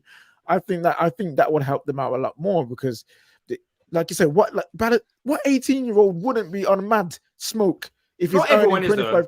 No, of course not. Not everyone is. That's it's very easy. Like, listen, me at 18 with a lot of money is spending on video games, not gal. You know what I mean? That's just the way I was growing up. I was telling you, spending it on fireworks, money. But it's not everyone. You're right. But the thing is, not everyone will go out, grab a gun and go and shoot someone, right? But we still have to put preventions in place. I've got a friend that used to play for England schoolboys. There's two things he said to me. One, he used to tell me about when he was away on an under 16 England game, and he said we were playing a team that we should, based on ability, we should have battered them. It was Wiltshire age group, and he said, but when we went to sleep, and all the coaches went to sleep, we were out the window and we were off to nightclubs till 5 a.m, English, drinking, right? The next morning we got battered, because I actually think it was Turkey. And he said they had gone to sleep. They were physically ready for the game. We were better than them, but they battered us. That was the first thing. He said there's a culture within English football. To be fair, this is Real Madrid, but we need to stamp it out. The second thing,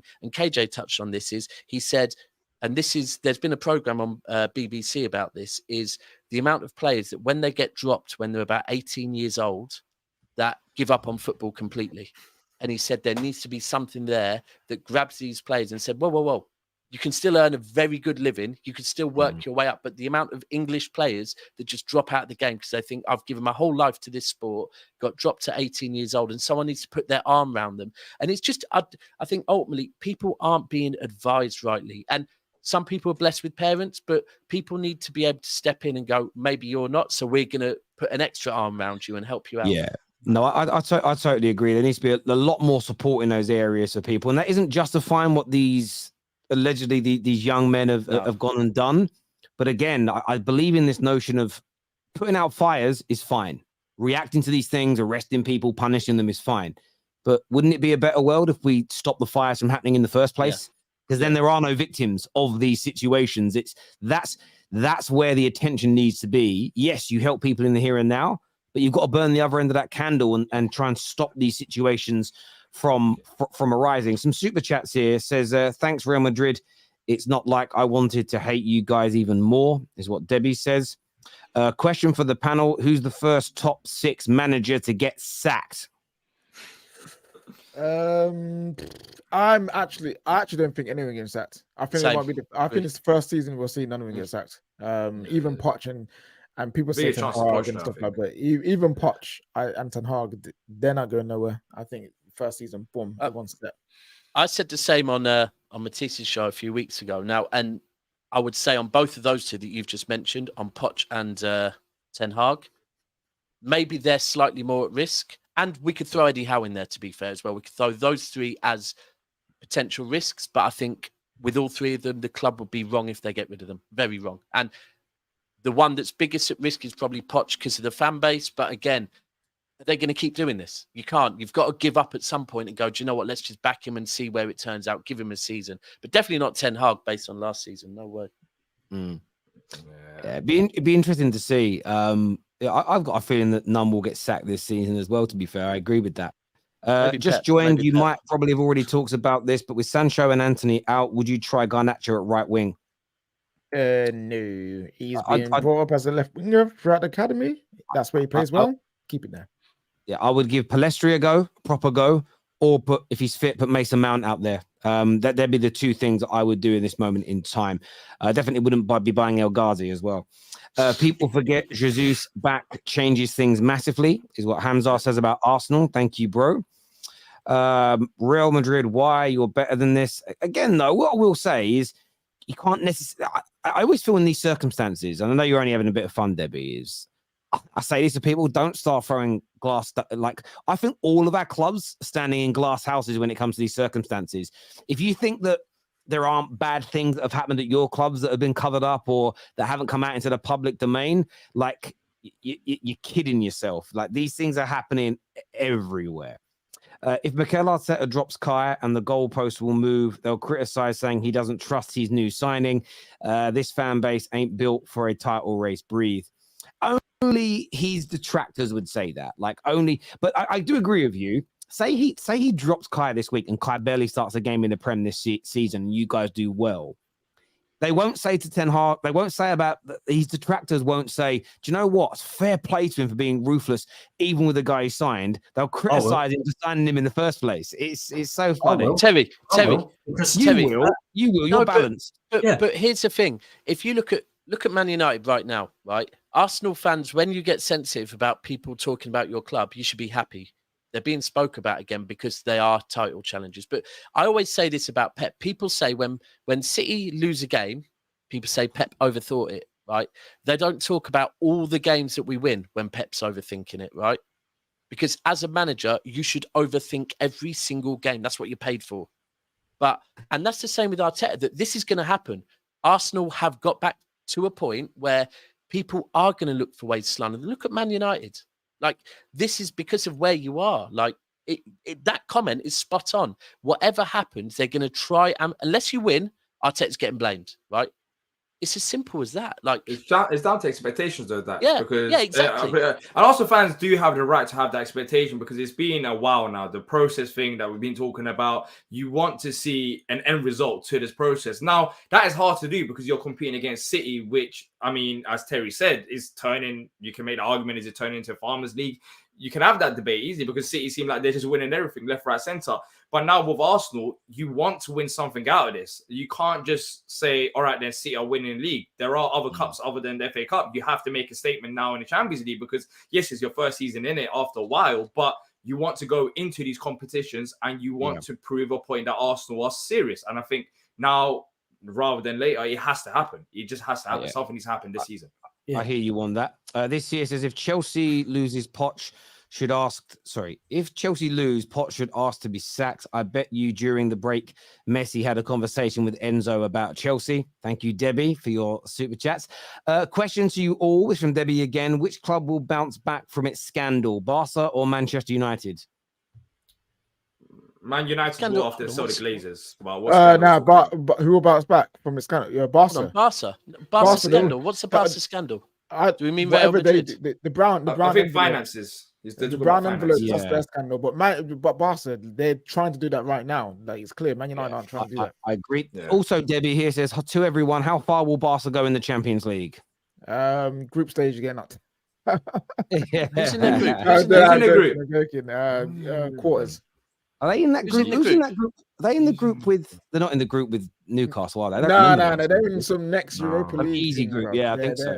Oh, an Arsenal-like group. Okay. Joyce here says, I miss the times when mum would just smack you for no reason. Now they can get you arrested for just shouting at them. Problem is also parents are their kids' employees. You can't discipline your boss. Well, my mum gave me dimples with her nails, literally. Man, there's so much truth. The thing is, like, I'm not advocate. I don't hit my children. I don't. But equally, I was hit as a kid. I wasn't beaten as a kid. I was hit. So I don't have any scars because of it. And I tell you now, one of the best times in my life, but some of my best memories of being a kid was watching one of my brothers get licks for being naughty. You know what I'm saying? Like, and you know what always makes me laugh, right? Is growing up in a very multicultural environment. There was always kids at school, and even now I hear this when I watch comedy shows or you hear people talk. They're like, you get a lot of kids from different backgrounds. I wish I was like a white kid because you guys don't get hit by your parents. I was the only white kid in the class. Like, nah, my mum and dad, they really hit me. You know what I mean? I shared that with people. Terry, you know what I mean? You know what? I remember one time, admitting something I didn't do because of sorry, rest in peace, Dad. But the beating my brother was getting was so bad to hear that I was like, do you know what? I did it because I was younger and thought he'll go a bit easier on me. So, you're bad. You were just like, yeah. No, me and my brothers would just enjoy watching. I remember once, right? My brother Mitchell, my dad was fuming with him. My dad grabbed him. He was about 12. My dad put him over his knee, right? And he hit him on the back of his legs and his ass. Like, my dad did old school, over the knee, bum, right? Slap. But it didn't really hurt him. It kind of like, it did hurt him, but it made him laugh. So my dad hit him harder, right? And then he laughed again. And then we were all pissing ourselves in the corner. So my dad pulled the trousers down, so that was bare. Hit him a third time, right? We heard the slap, right? And then he burst out laughing louder. And my dad had to let him go because I think my dad was at a point where, like, if I go any harder, I'm going to kill him. But then he went off in his room and cried. 5 minutes later, we were all fine. Like, again, the discipline levels were there. But yeah, you can't do that anymore, people. No, so don't do that. Don't do that. Yeah. You won't have your kid anymore. In my house, we quite enjoyed watching each other get licks. Do you know what I'm saying? It just was what it was. It's different now, man. It is. I know. My mum used to make us stand by the wall, about an inch away from the wall, standing on one leg, and we couldn't touch the wall. And if our leg came down or we touched the wall, we got hit with something. And you'd be standing there shaking in pain. That was good discipline, I felt. I mean, if you did that now, you'd definitely go in prison. You'd go in jail for a long time. I don't necessarily think it works neither, by the way, people. But no.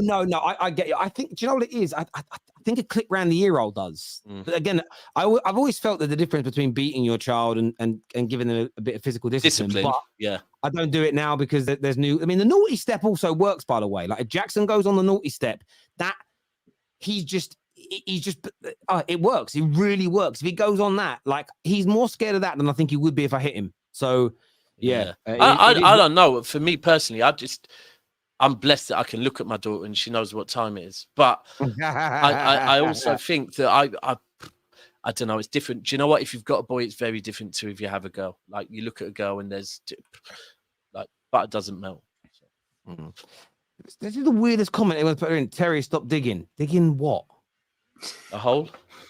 What I hole? don't At least know. he's laughing. He's being nice about it. No, I know, but it's like, what hole am I digging? I haven't said anything that's controversial. I've just said that I didn't mind my dad hitting me when I was a kid. I don't think that's controversial. Your dad's gonna beat you later. Is what he said. Yeah, my dad's gonna turn up. Like, you used to like it, didn't you? Right, son? right then. No, that's violent. There's a comment from Mo. He said, my dad used me as a puncher bag when I didn't listen. That's a bit mad. I don't know if that was a right. Be real. I've seen my dad headbutt my brother before. That was mad. Oh, jeez. Headbutt. Jackson's My my son. dad was a But yeah. short little mank, and my brother was bigger, so he just jumped up and nutted him. Yeah. Yeah. There we go. Very quickly before the end of the show, score predictions. West Ham versus Man City. Anyone see a potential banana skin here for the treble winners? Nah. It's Nah, gonna be clean- City. clean It's gonna be sweep. City. Typical you lot. Only me yeah, then. Only me that looks at easy, this yeah, and goes, "It's not an easy. easy game. It's not an easy game." No, it won't be an easy game. I don't think it'll be an easy game, but I think City will get the job done. I don't know about you, Daz, but I think City will win the game. I don't think it'll be like a 4-5-0. I think it could be like a 2. I want to say 2-0, 2-1. I'm still haven't decided, but yeah, I think it'll be like a 2-1 potential City win or like 2-0. I'm always happy when I go into games worrying. That's the way I see it because I manage my expectations. Going to go down there respecting West Ham. Like, look, Arsenal last season, it's at their ground. But this is the thing. Fulham last week, 2 weeks ago, performance wasn't great. We ended up winning 5-1, and that's what the team we are. So for me, yeah, we win it. I think it could end up being 2 or 3-1, but early doors, yeah, we've still got a couple of injuries. I think Grealish is out, Stones is out, Kovacic is out. So yeah, it is what it is. Listen, we go there as champions and we come back with 3 points. I don't know how. But... What's your score prediction, Brandon? I'm gonna say 3-1 City, innit? 3-1. I think. I don't know. I just got a sneaky feeling that Jared Bowen will score a goal. Don't know why. Don't know. He's scored quite a few so far this season, maybe. Yeah, probably. Yeah, no, I think City will win it comfortably. D? Okay. 2-1 City. I'm gonna go 2-1. KJ?